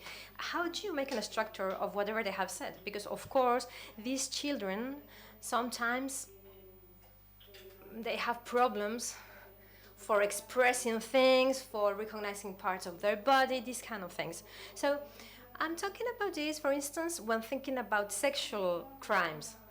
I was talking with a colleague yesterday, and she was telling me, well, sometimes you have some evidence that are learned by the family, but this is not the case always. So how an expert, according to your experience, can really take this statement given by a minor who has lots of difficulties for explaining what has happened, because sometimes this is even taken many times after the crime happened. Yes, I think that this is a problem, but actually there are tools to acquire information also from people who are disabled and people who have forms of, intellectual disability, for example. And these tools imply not only verbal conversations, but also using appropriately, not the drawings that the child makes, but helping the child understand the situation through visual aids, for example. And these visual aids can help understand, can help the disabled person actually identify, for example, parts of the body. They can help the disabled person express experiences and report experiences, express emotions and report emotions. And these are technical tools that psychologists have that they do not always use. Sometimes they use just things like the drawing, the drawings that I have shown you that actually have no proven reliability, and so they should not be used as such.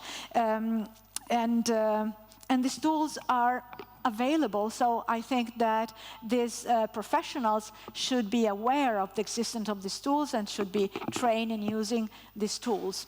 And what I want to add is that mental disability, unless it really interferes with the ability to understand reality, okay, in that case, I think that a mental disability cannot, so a person with a severe mental disability, a person who cannot distinguish between reality and fiction, what is reality and what is almost reality but not really reality, and so on and so forth. I think that that type of testimony cannot be considered as valid testimony, so I think that that person is not a reliable witness and should not be considered. But in all other cases, mental disability and physical disability actually leads to people having not perfectly, but equally accurate reports as, in quotes, normal people. So we should not discard the witness of the testimony of these people only on the basis of their, physical or intellectual deficits. As long as I said, and I repeat that for the nth time, as long as this information is gathered with the right tools, with the right, according to the right principles. And so, again, it cannot, so without putting things into their mouth or suggesting things to them, it can be equally reliable as any other witness. So I think that it can be done, actually. What time is it? Because I want. Any other question?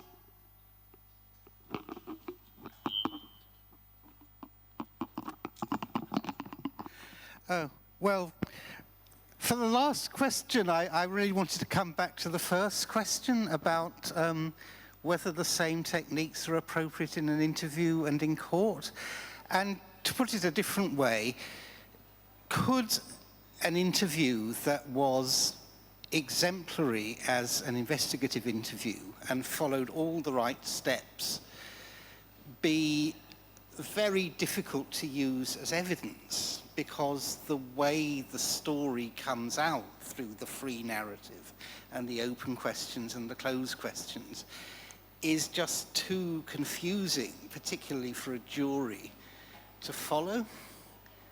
So that maybe that there are different requirements for presenting a story in court and eliciting it for an investigation? Yeah, well, I don't think so. I don't think so that there should be different requirements. But I really don't understand why it should be confusing. Because if you ask for a free narrative at the beginning, then you obtain a free narrative, and it is probably the same free narrative that you obtain in court using the more traditional methods of inquiries, of asking people.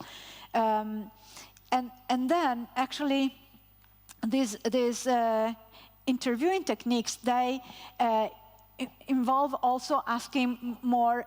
Maybe it might be a little longer, but I don't know if it is necessary longer. So from the free narrative, I think that a judge can obtain a lot of information. And then there will be, the more focused questions from which a judge can obtain additional information. And then there are the closed questions from which one can obtain more information. And then, for example, using the cognitive interview, I didn't really show how it works.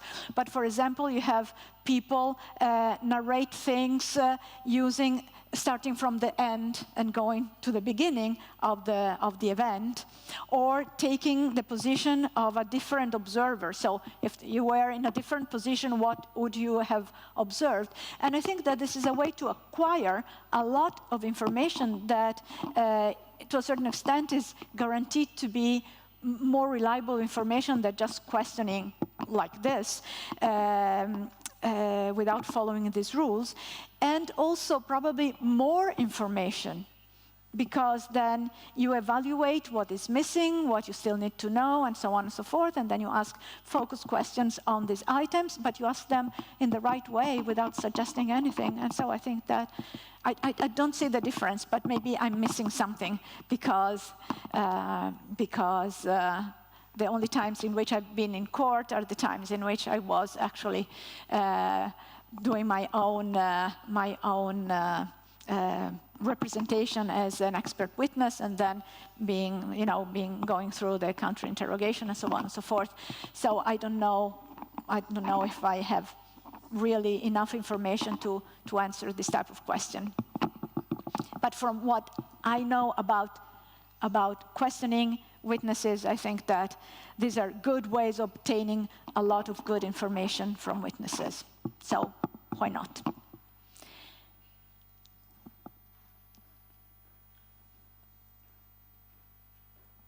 One more question.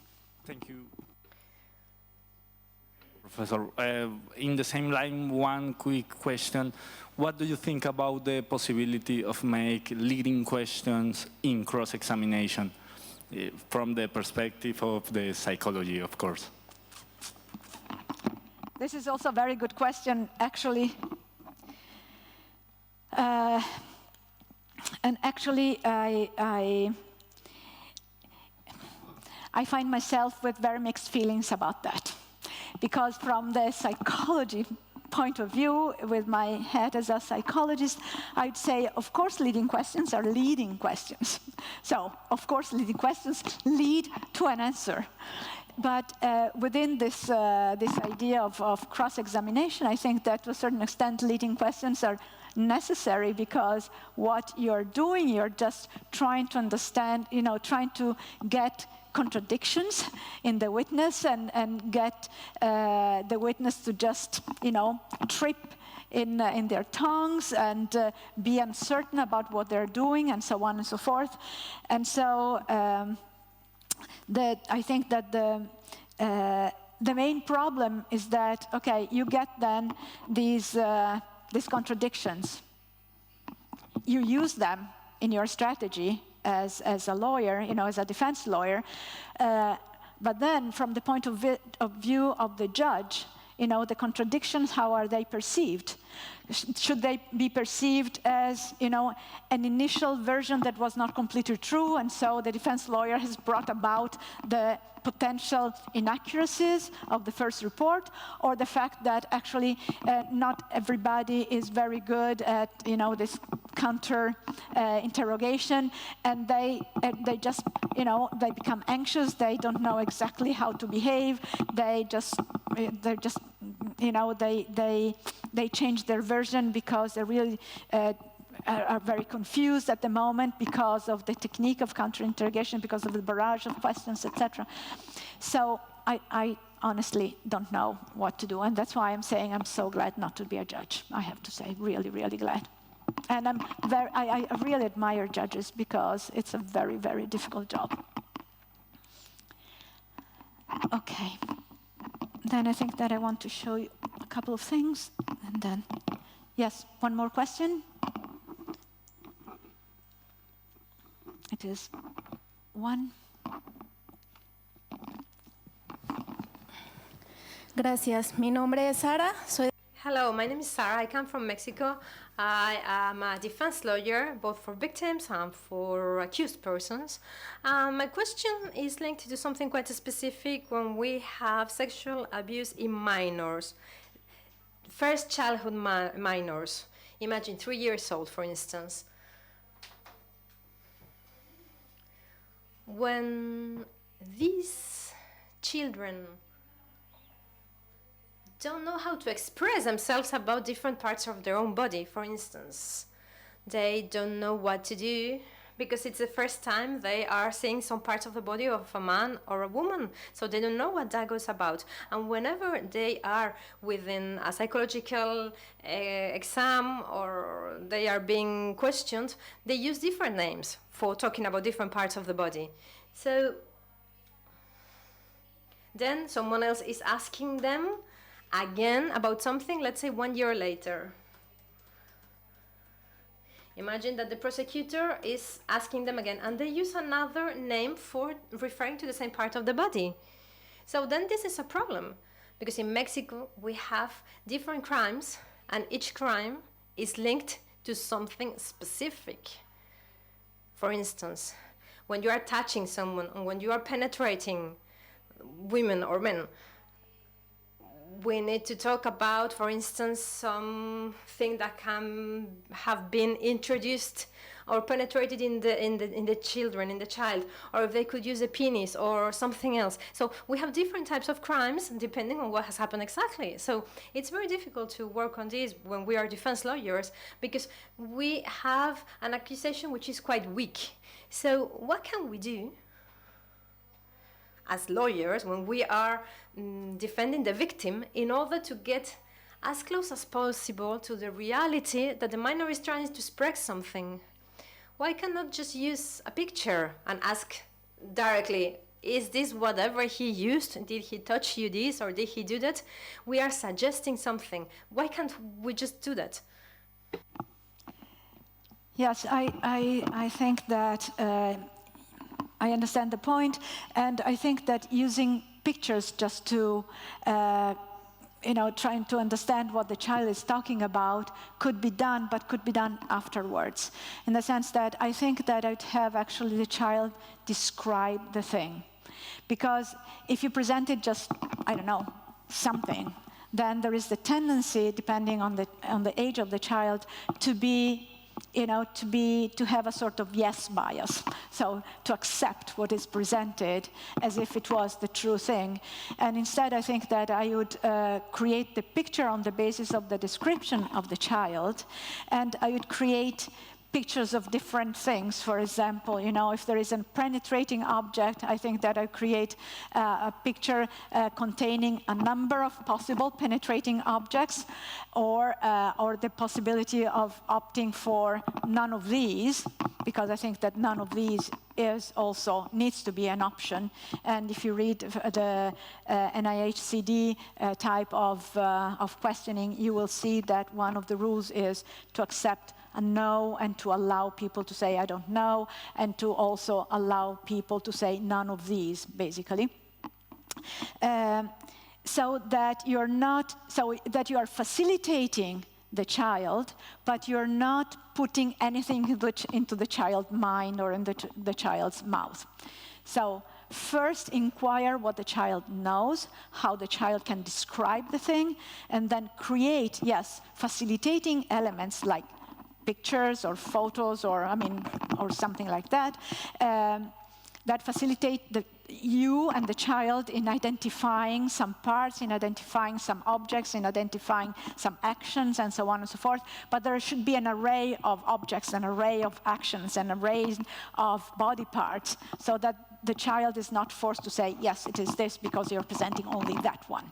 So I think that, again, it's like for hypotheses. You have to entertain a number of hypotheses when you interrogate a witness, and especially a victim or an alleged victim, and then you have to present a number of possibilities so that the person can choose instead of just being forced to say yes to the only thing that you are presenting. But yes, aids actually can be helpful, but they need to be done wisely, okay? Thinking about the dangers of these. So this makes noise, I've discovered. Okay, one more, and then I think that I just want to go on with a few things. Gracias. En el entendido de que el método científico tiene como Thank you. The scientific method, as far as I see, has a last step, which is proving the different proposals. So imagine you have seen that there is a variation because there has been a reconstruction in the memory. So how can another expert see what happens with the conclusion? Because if we are not going to assess this person twice, how can we validate whatever we had? So I don't see the need to actually listen to the person twice. There are some cases in which it can be needed. For example, cases in which, as I said, the information is not enough, etc., etc. But usually the expert can work on the information that has been obtained, like, for example, the video recording of the interview and or the written report. The video recording is much better because you get a lot more information from the video recording, and so I don't think that there is actually the need to listen to the person again, because a different context, a different person, etc., can lead to different answers, and then you don't know what the real thing is, and you find yourself in a sort of bind in which you have created yourself, in which there are different reports, and these different reports tell something different, and then what? So I think that working well on the first interview and the fundamental interview, and then the other expert actually evaluating what has been done and what the child has reported, I think that this is the best method to go. Personally, I think that. I'm not the voice of truth, okay? So I'm not God. So I'm just reporting my own opinion, of course. Okay, so I think that I'd like actually to go on with this for a little longer. Okay, and what I want to deal with right now is the idea of immediacy. So the idea that if a judge actually is present in front of the witness, the judge can get much more information. And what I say is that probably this is not necessarily true, because judges, as everybody else, are actually people, and people are influenced by external elements of a person. Like, for example, if I ask you to give a credibility rate of each of these people,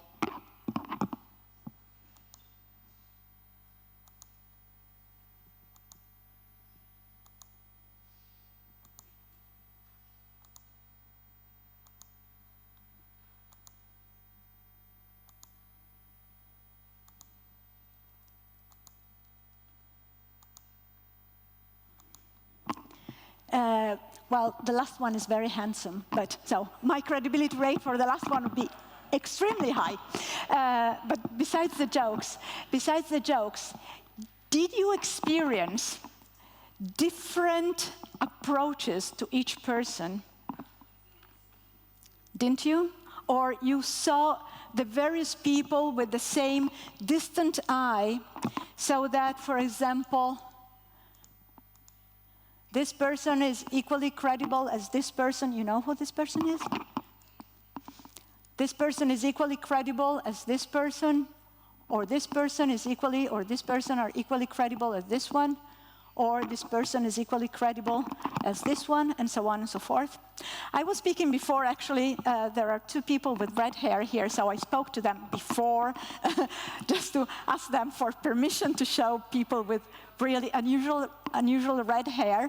And one of them was telling me that actually it is quite difficult for her, with this very unusual red hair, to go through immigration or to do things like that, because she is constantly questioned. And only when she says that she's a lawyer, then she's no longer, stopped. Because we have immediate perceptions of people. And we evaluate people on the basis of elements that help us guide our social relationship with them. So we are social beings. Our life is a social life, so it's based on trust, basically. We usually trust other people. We don't trust some certain categories of people, like, for example, I hope that I'm not offending anybody, for example, politicians. We don't trust them. We don't trust used cars salesmen and things like that. But we tend to trust other people, okay? So if a friend of mine says, okay, yesterday I went to the movie, I have no doubt to trust, and so the doubt eventually comes later. I just accept what they say. Based on trust, we actually have this very fine-tuned system that allows us to immediately, unawareingly, judge other people as we meet them. And there are people who have external features, and the features that we based our evaluation on are these external features, because are the features with which a person presents him or herself. And that's why, for example, it would be very odd, you'd judge me even odder than you judged me today, if I came dressed in bikini, I don't know, or something like that.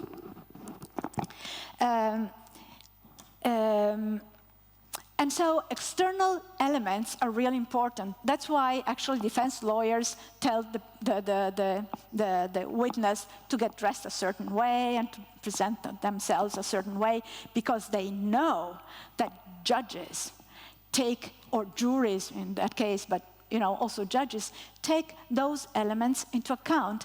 And we are not aware of that, because we are so used to interacting every day with everybody and having this type of, can I trust this person? I cannot trust this person.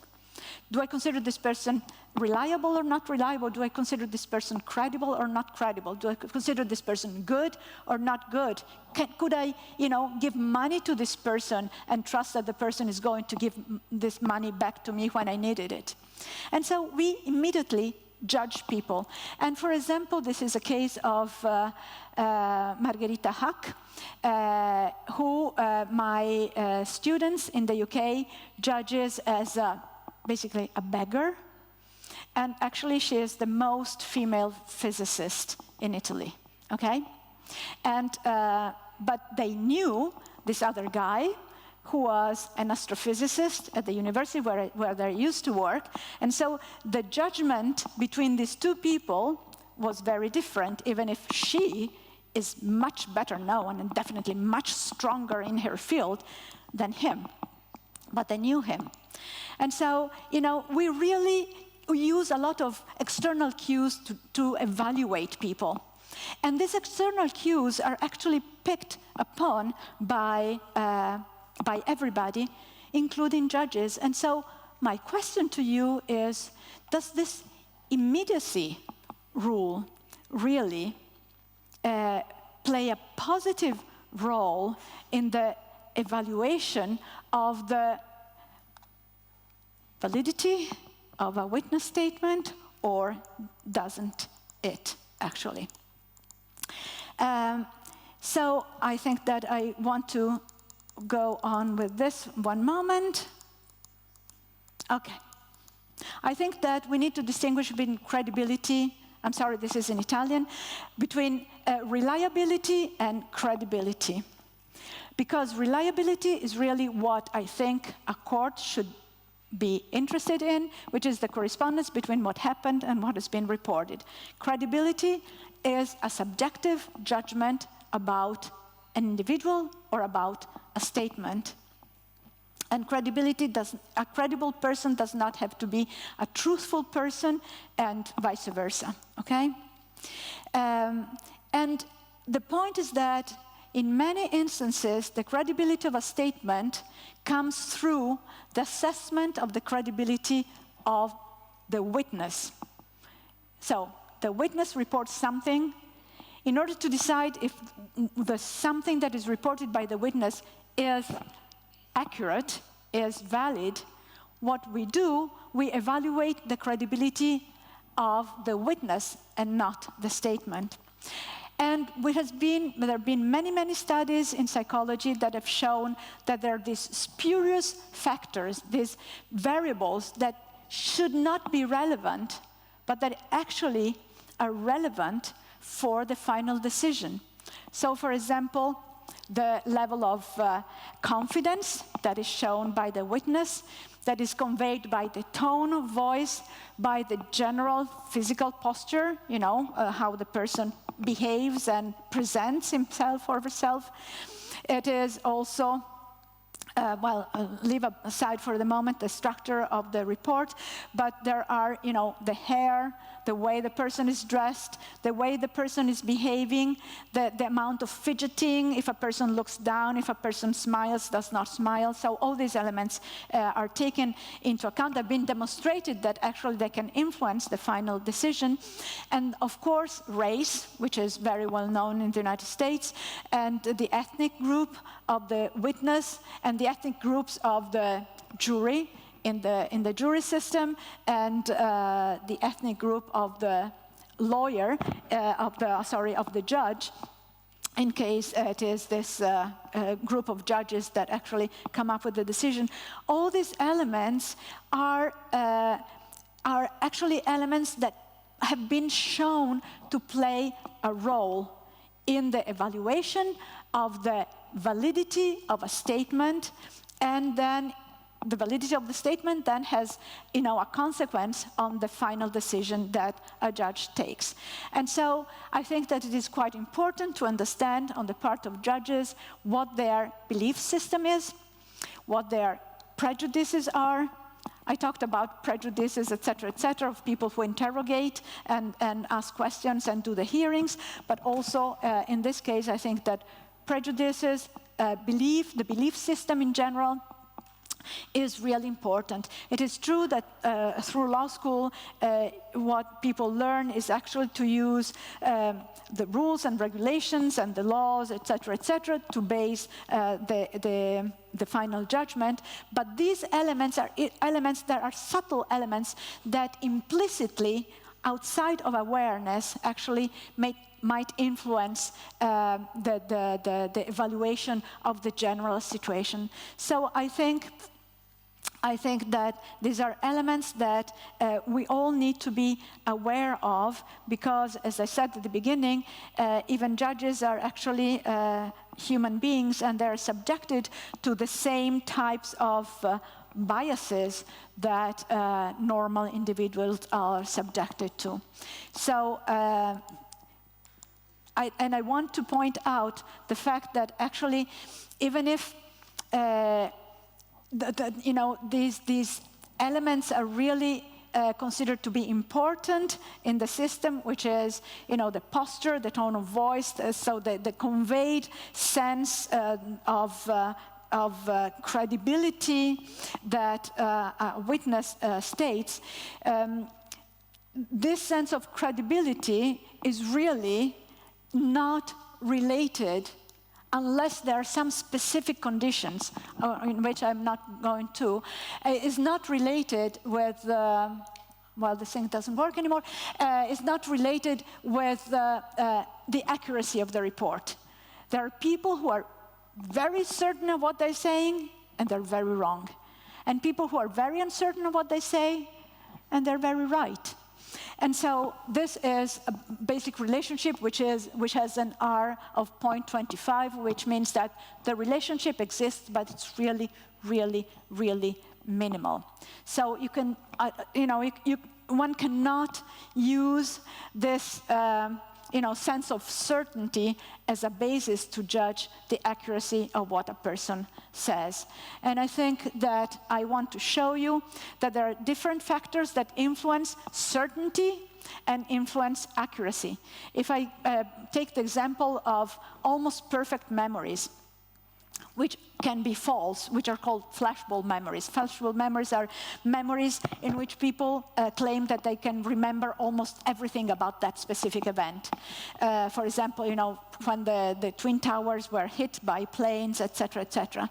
And the level of certainty remains very high across time, but the accuracy of those memories goes down and down and down within 6 months. So at the beginning, the accuracy is quite high, and the confidence is quite high, and then the accuracy goes down, but the confidence remains the same, okay?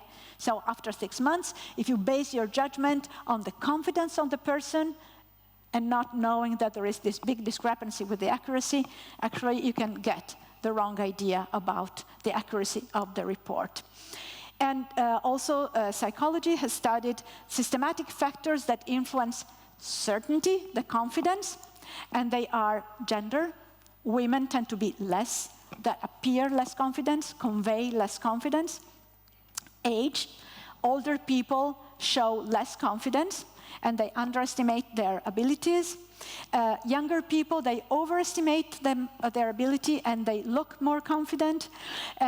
Children can actually be extremely confident, okay? And actually there is a negative relationship between confidence in children and accuracy of their report. And there are many, many individual differences that actually influence confidence but do not influence accuracy. And then there are also random factors that influence confidence.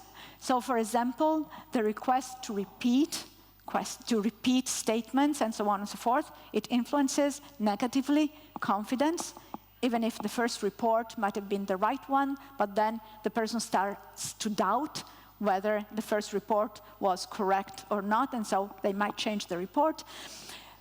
Positive feedback increases actually certainty, increases the sense of confidence, but it might be just a spurious thing, something that is fundamentally irrelevant. And then social pressure and the idea of not losing face actually can influence the confidence that a person shows. So there are many irrelevant factors that then influence confidence and that have nothing to do with accuracy, okay? And also have been studied some causal factors that influence accuracy. And so, for example, the characteristics of the event, if there are memorable events, if there are memorable elements, then, of course, accuracy is higher. And the race of the potential culprit is something that influences accuracy. And as I said during this entire presentation, is if the hearing of the witnesses has been done the wrong way, then really accuracy can be undermined by wrong ways of questioning. And with this, I think that I end my presentation, and I don't know exactly what time it is, but it is 1:27, when I think that you are all tired, and as I am, and I thank you all very much for being here. Thank you.